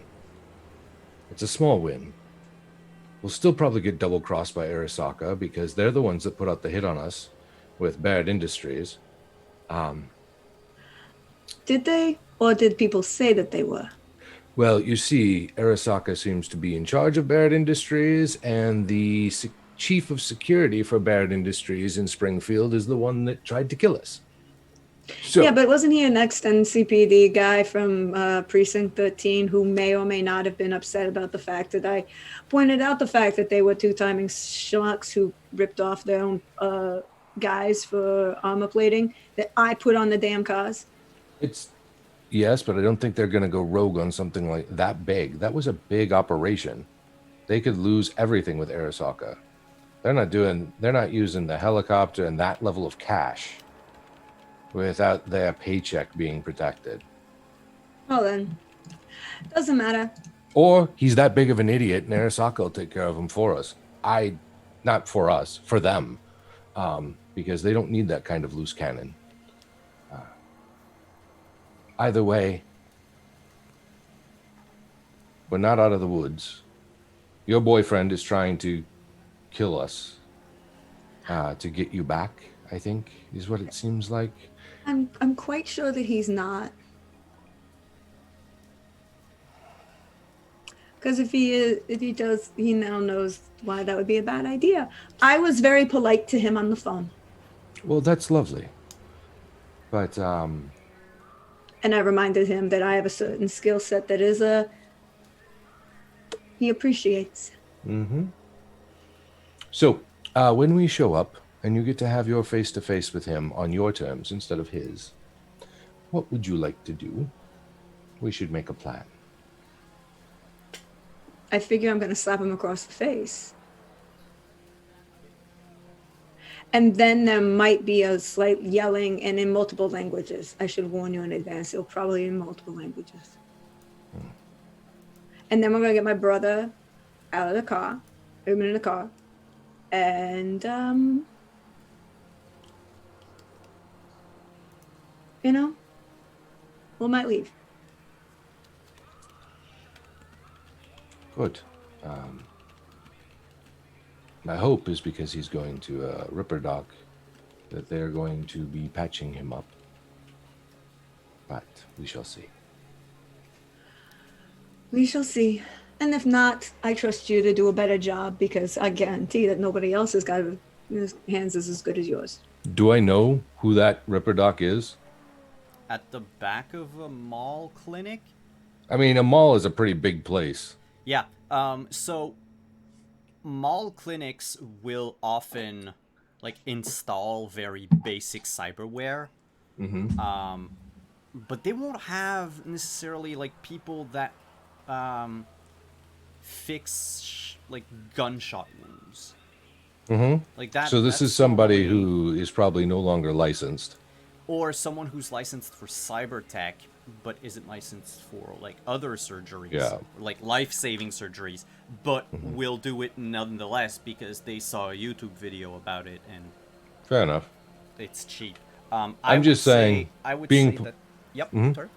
I was going to say, between being a part of Trauma Team and the different connections I have with booster gangs, if that was a place that was frequented by more than just someone like Santino, it would have a reputation that would have kind of echoed out that maybe not proven and not big enough to worry about, but whispers. No, if not, you can, then not. You can try Streetwise. Okay. Because you would only have heard from them through unofficial channels. Yeah. So that's okay. Cool. Nice. Okay. And that would be a 16 because it's Good. So I have to roll a 2 or better. 22. Yeah, sure, you know them. Yes, Dr. MacArthur. MacArthur. Oof, my words. So she's a, not a registered doctor. From what you know, though, she has, some medical education somewhere. But she's on the surface, your standard mall doc. She installed, fashion wear. She does a bit of like cyber eye. Her specialty actually is cyber eye surgery. Gotcha. Have I ever run into her or talked to her when it comes to that kind of stuff? Because I've installed those things or fixed those, or if I just heard of her. Just heard of her from, like from on the street. Okay. The word on the street is that they call her the Angel of the Mall. Angel of the Mall. Yeah. And she. What's her first name? Bianca MacArthur. Bianca MacArthur. Yeah. And basically, she charges a lot for anything that would be like illegal. There are a few things that she doesn't do. Like, she's not. If you're looking to get like some shady cyber tech installed, she's not gonna do it. She doesn't mess with that. And she vets her patients. So you can show up to the clinic and she can turn you back around and like send you on your way even if you're bleeding. And hey, no fighting. Sorry. Even if you I don't plan on fighting with her. I mean, even though she is trying to edge in on my territory, being that, you know, her first name means white. So I'll have to straighten that out to make sure that we don't get confused. I might be prettier. I'm not sure yet. We haven't met. But yeah, she's so she's like would be the kind of, like, in our world, the equivalent of like a pharmacist or a medical professional who works at an OD clinic. And would like distribute Narcan and that stuff and like for free despite regulation or what have you. Yeah. She helps those that are on the street, but she tends to not want to attract trouble. Gotcha. So there are some people that she's like, nope, you're not setting foot in here. Gotcha. So it's interesting that she's willing to accept Santino then. Well, I mean, he's a car thief. He's not like a cyber psycho. It's true. It's true. So. All right. That's good to know. So I'll be like Trins. While yes, my skills are much better than Dr. MacArthur's, but she's not negligent. She's at least someone that cares about preserving life. So he should still be alive when we get there. And I can make sure that he stays that way. However, your boyfriend, I think, has been lying this entire time. And I'm not sure that he's not the one spreading the rumors about the bounties on our heads. His name was invoked multiple times. And this last time we found it to be true. So until you can confirm for sure that he wasn't behind it, I think it's a safer bet to assume he was. Well, I'm going to ask him. Good. And he'll take a deep breath and shake his head and go, all right, let's get back to business then. All right. And sit back in the seat, bench seat. And look over at Amenas and say, so, close quarters, you're going to be king when it comes to this. People are going to try and probably pull something. What kind of assistance do you need from me in order to pull this off?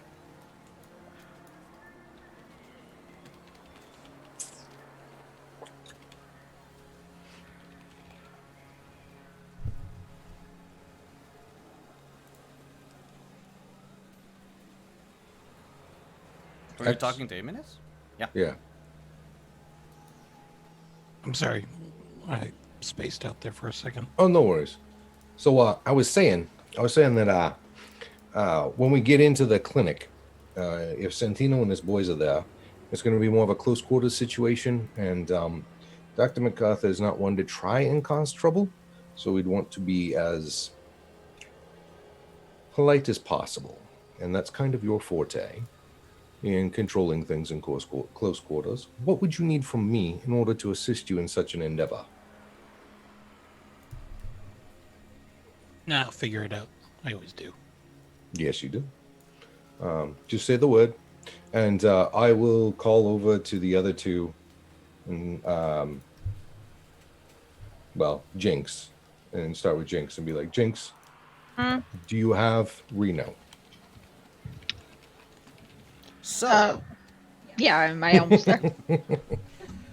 while this is happening, Giving you a transition. this is the great moment for transition is Reno is waiting for Jinx to arrive. She is met by two gentlemen. Their hair slicked to the side, their white shirts buttoned all the way up, tucked inside their beige pants, with belts holding the pants together. Their pants are black. Those pants are black. Yeah, the pants are black. You actually see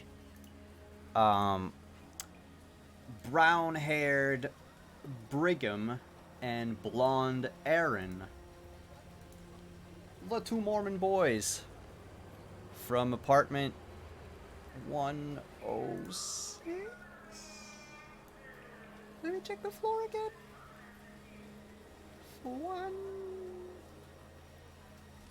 I believe they were first floor. 306. Oh, 3. Okay.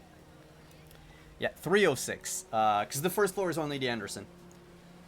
And they show up. One of them has like a data pad out, and he's like tapping on some stuff while Brigham waves shyly in your direction, Reno, and says, Up. Superintendent Reno. Yes, Matthew. I we is to say, would have a few questions.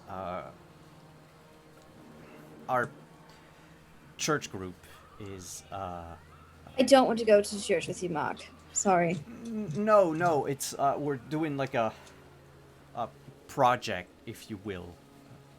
A game? Is it a game?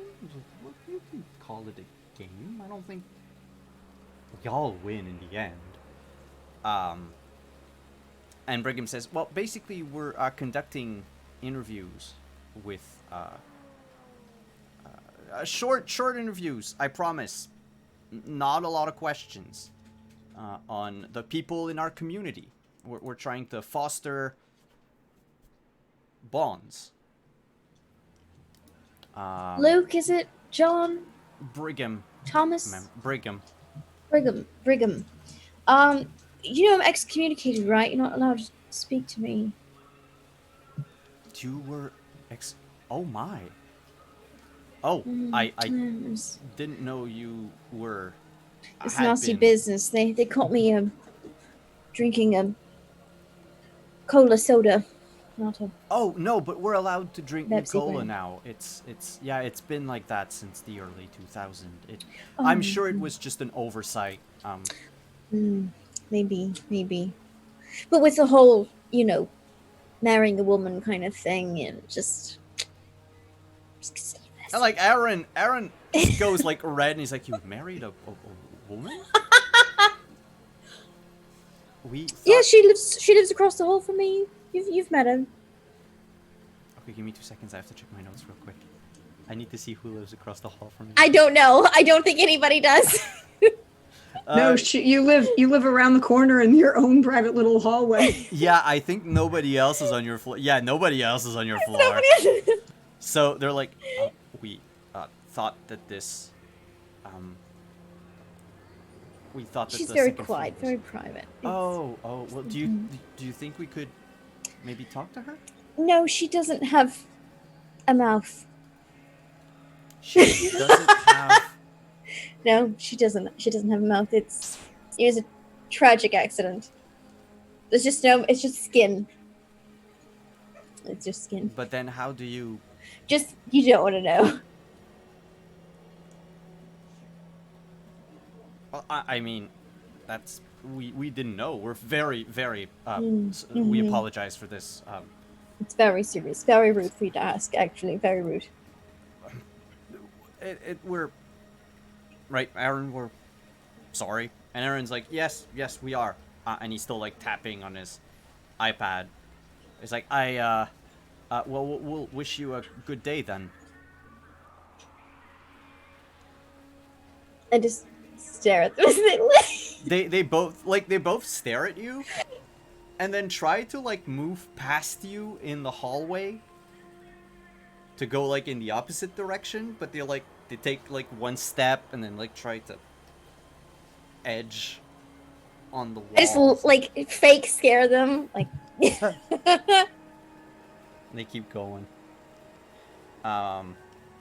Rent stew by the end of the week. Don't forget. Thank you.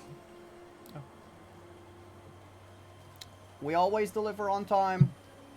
Why do I even come up with this shit? I don't even. And that's when Jinx arrives.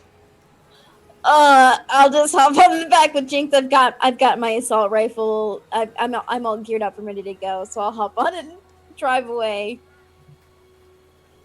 Hold on tight. Yeah,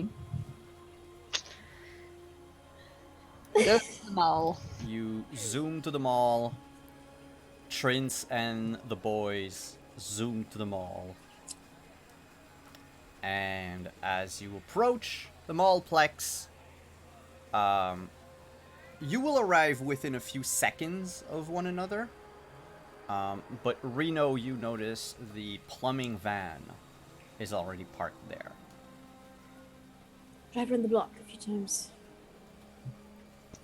Sure.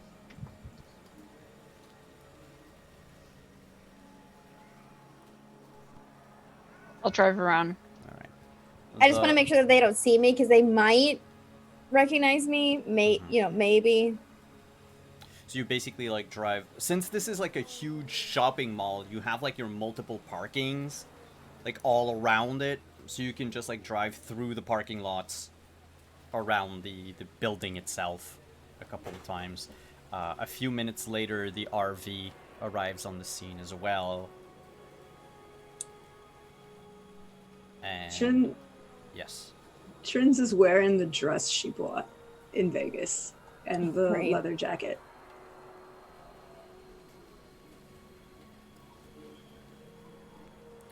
So what do you do when you all arrive on site?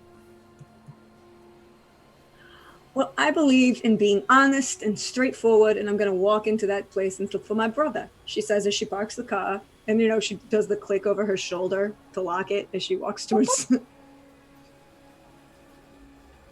What does everybody else do? Do you follow Trince's lead, or? Yep. Park the motorcycle. Alright. This is the Trin show, but I'm assuming that we're supposed to go in the back or something. Well, the van, like the plumbing van, is parked in the back of, like that where that store would be in the mall. So it's like like the fireproof steel doors that lead outside. There's like a little bell that you can ring. There's no handle to open the door. Yeah, Yeah. they're Where, always like, propped open. deliveries- Yeah. But they're always propped open with a rock so that the people who work in the mall can take all the shit out and come back in without having Yep. to deal with any problems. Yep. And the Well, viewers and the agree. smoke breaks and all that kind of stuff. Yeah. So as long as we're going in the back, I mean, we can just follow Trin's lead. Alright. And she's striding purposely, and you have to remember, Trins is not tall. Jess. Hi, Jess. It's a raid!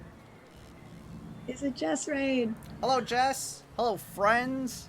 You are coming up to the conclusion of tonight's episode. But, Trince, as you... yes. So Trins is not tall. She's 5'2", 5'3", or no, 5'4". She's 5'4", and she's wearing this very nice vintage style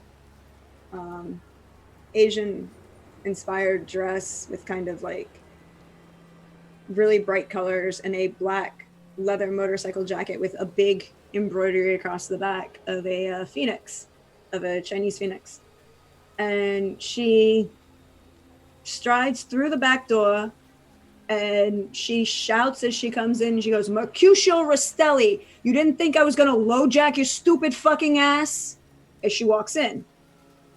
Make a... I forgot to do a giveaway during break, so we'll do a giveaway now that our raid friends are here, but in a few seconds, because I would like Trins to make an awareness check, please, as you open the door and shout for your brother. Awareness. Oh, no, wait, it's Perception. It's perception. I keep mixing the two systems together. It's okay, I do the same thing. I just wanted to make sure that I had the same thing.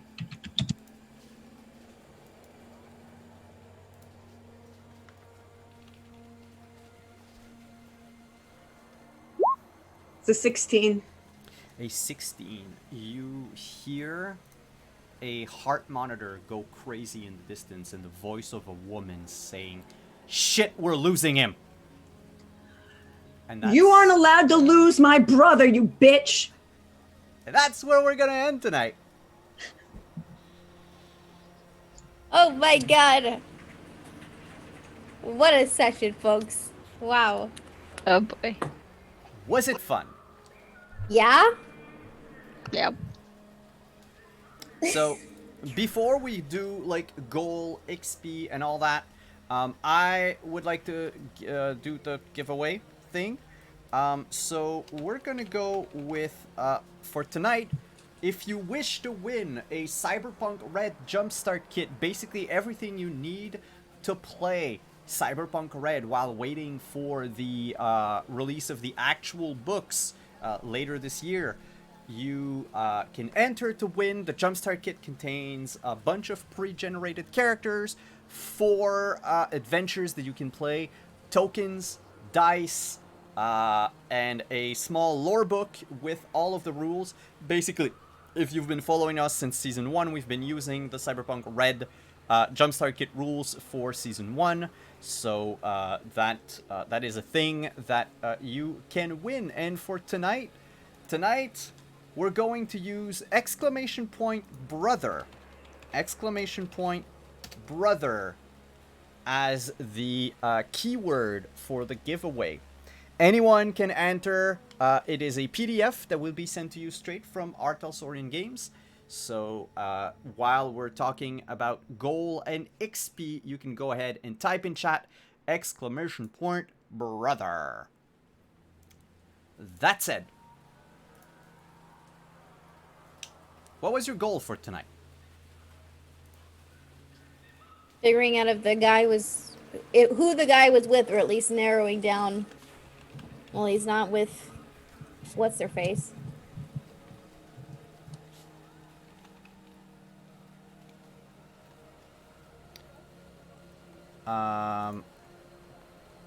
Yes. The goal was to verify whether or not he was part of the Arasaka plot and the plot to kill us, or something that's adjacent. Yeah. What did you find about this man, I should say? He was working for Santino, Yeah. not for Arasaka. So I would say we determined who he's working for and what that's all about. But that's my interpretation. And then we also figured out how important he was, his subcategories of who he's connected with, that he, all of his connections, really, that we could figure out. So another gang that's, I guess, in league with Santino, or aligned with them in some way, shape, or form, the Mean Dogs or whatever. And then his past, his bills, how much Santino actually cares about whether or not he lives or dies, and what Arasaka thinks of him. Would you say that the goal was achieved?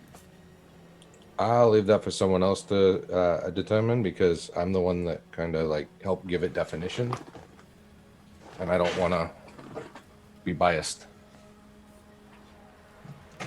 I mean, I think so, but I think so.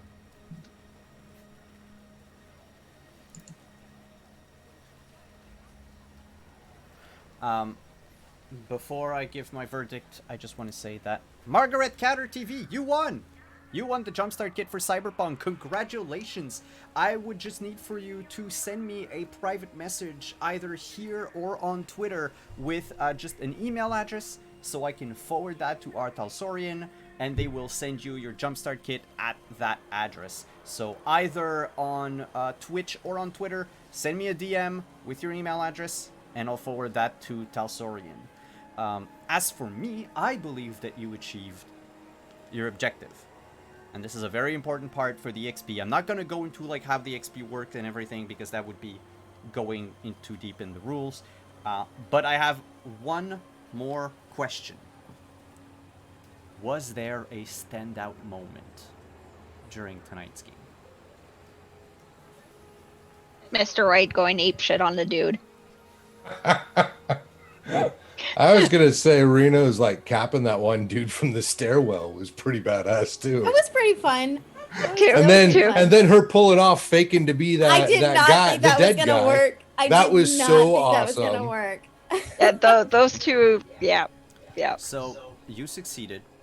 There was a stellar moment. Would you say that there were more than one stellar moments? I would think Yeah. so.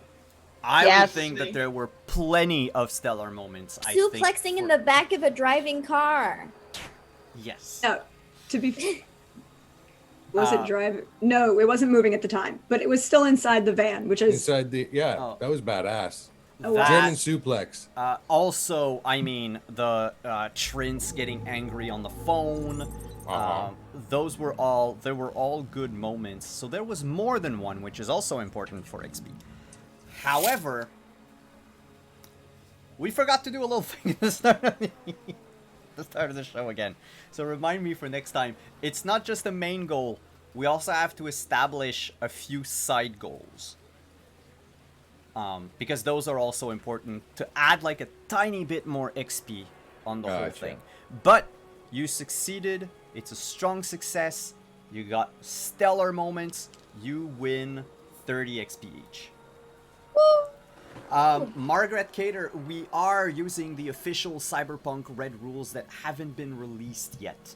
So what you see here during the show is stuff that, while I'm not allowed to discuss it at length, it is a preview of what Cyberpunk RED is going to play like.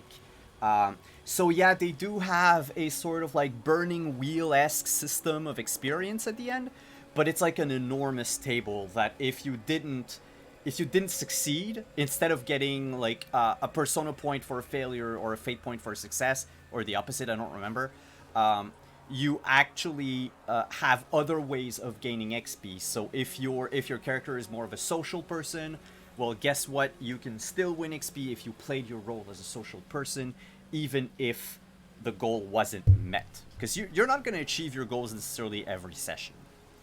And sometimes not achieving your goal will net you more XP because everyone put out like such an effort that even though you'd failed, you're rewarded with more XP. So that said, yeah, 30 for everyone. And thank you so much, players, for tonight's game. Who are you? Where can we find you on this vast realm known as the internet? Let's do opposite order. We'll start with Deirdre, finish with Adelaide. Oh, hey all. You know me. I'm at Deirdre on Twitter or Praxagorth as Meaformia as you see me around on Twitch. I love y'all and I love this game and I love how dramatic this is and I can't wait to see what happens next week because Trins is a very, very nice person, but her family is Italian and she's now angry at a guy who took her brother. That's not cool. But as for me, you can find me here tomorrow at 1 p.m. Eastern because season 2 of Black Flag, a Rapscallion campaign, pirate shenanigans are back. There are cannons. Someone's a real girl now. There might be a demon being released onto the world. I wonder what season 2 will bring to us. And I will be on Monday I get to do double duty. You can find me on Monday over for a special episode on Encounter Roleplay for a special episode of the Crownlands, where we're actually in the Stormlands, and it'll be a lot of fun. There have been secrets being set up. It'll be a lot of fun. That's at 3 p.m. Eastern over on Encounter Roleplay, and then I'll be back here in the evening for some fun times with my favorite peoples and my favorite host, so we can go back to Venice and do fun things there. And then Wednesday over on Laugh Love Lindy's channel for more Witcher, Family of Wraiths. But other than that, check my Twitter because I just post where I'm going to be, all the wonderful fun people I get to hang out with, all the great games I get to play, all the games I get to write, and all the fun people I get to see. So catch you next time, y'all. Thank you for coming, Chris. Hi, everybody. My name is Chris Geary. You can find me on Twitter at Chris Geary. On Friday nights, like tonight, you can find me here playing my role of Dr. Frost or Mr. White, the trauma surgeon slash guy who knows a guy. And on Monday nights, I am the host of Adventures in Castle Falkenstein on this channel. Same bat time, same bat channel. So 8 p.m. Eastern, but Mondays. And outside of that, I don't have any other streams or anything there, but myself and a talented crew of people are working on our own system called Omens Rising, and we are going to hopefully have some cool stuff to launch and promote here shortly. So I'm hoping maybe next week or the week after, I'll be able to send some links out to share with you all. Thanks for coming, Chris. Rin. Hey, I'm Ren at Heaven's Night on Twitter. Oh, Jesus Christ. And Burst Through the Rain in Twitch chat. And yeah, find me here on Fridays. That's it. That's all I got.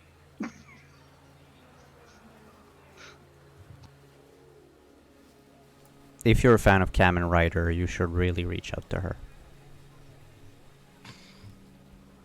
Thanks for coming, Rin. Anino. How's it going, everyone? My name is Anino. You can find me on Twitter at Anino Gaming. Upcoming streams, I will be in, hopefully, Other Doc's channel tomorrow evening at 8 p.m. Eastern for the season finale of Invisible Sun. It's been about a month since we've met, so we have some homework to do. But yeah, this campaign has been running for a year, and it's time to bring things to a close. And then on Sunday, we have, again on the Other Doc channel, next episode of our Dark Matter campaign, starting at 7 p.m. Eastern Time, DM'd by Origami Shuriken. So, sure to tune in for that. And that's all I got. Thank you for coming, Anino. Adelaide. Me, Adelaide Garner, or Adelaide at Twitter. I am a part of a team called Action Fiction where we make role-playing games. Our first game, Monsters of Merca, has just announced, well, we've already announced it, but the Kickstarter is being announced for our first expansion called Restaurants and Retail, and that starts on September the 8th. Very funny, Guy Fieri themed, lots of memes. There's Fantasy Walmart, Fantasy Jay and Silent Bob. It's going to be great. So go see that and have a good time. Thank you for coming, Adelaide. And I am Simon at Wandering DM. I would just like, before we leave, thank you everyone for all the follows, the raids, the resubs, everything. Thank you to all of you who are watching on YouTube. I know you're there. I see you. I read your comments. And we greatly appreciate the fact that we have fans that are also watching the VODs, but that can't catch us live. That said, I would like to thank our sponsors, starting with Artalsorian Games, the makers of Cyberpunk and Witcher. You can catch them at artalsoriangames.com, or as always, you can use the panels down below, click on them, go onto their website. Check out Maygen Press. They are currently doing a Kickstarter for Conspiracy in the Star, an adventure I got to write about a quarter of. So check it out. It's awesome. It's a cool introductory adventure, and now that the Kickstarter has been funded, it's like time for stretch goals aplenty. So you have you have level up dice, you have a Wormwood dice vault, you have a case for all the books, spell cards made by the people who made the deck of many. There's a whole bunch of stuff coming out, so be sure to check them out. Also, check out Roll20 at roll20.net if you want to play TTRPGs remotely with your friends on a virtual tabletop. That's the one that we use here, so be sure to check them out. And lastly, thank you to Found Familiar. Great coffee, great taste. Check them out, foundfamiliar.com. And if you use code WanderingDM, you get 10% off. And lastly, thank you to our partners through the Diceomancy program, Level Up Dice. They have some brand new dice that just came out. Check them out. They are gorgeous. So if you would like, click the link or the purple torch down below and go check out their stuff. That said, you can find me again here tomorrow playing Nathaniel. What's my last name? Ashworth. Nathaniel Ashworth, the swashbuckler on Black Flag, our Rapscallion campaign, and then on Monday we'll be back with some Castle Falkenstein, and then you can catch us again next Thursday for Thirsty Thursdays and the Dragon Age crew, and next Friday for some more Cyberpunk as we approach the climax of this little story. Thank you everyone for coming. Oh, also, I have a Patreon. I should talk about it. If you would like, if you're interested, check out patreon.com/wanderingdm. We offer like workshops for players and GMs where we talk about a whole lot of things, be it like character growth, character concepts, backstories. We talked a lot about backstories last month. We also talk about things for DMs such as like game prep, themes, group management, safety, all of that. And we offer what I call the encounter of the month. Every month, the patrons get to decide a nifty encounter that will be designed and given away to the patrons. So the last month in July, it was an exploration encounter, as voted by the patrons, and this month we'll see. The votes and everything are going to go out this week, so if you'd like to check that out, check out patreon.com/wanderingdm. Okay, now I'm done for real. Have a good night, everyone. Have a great weekend. We will see you again. Where's my button? There we go. Next week. Bye-bye.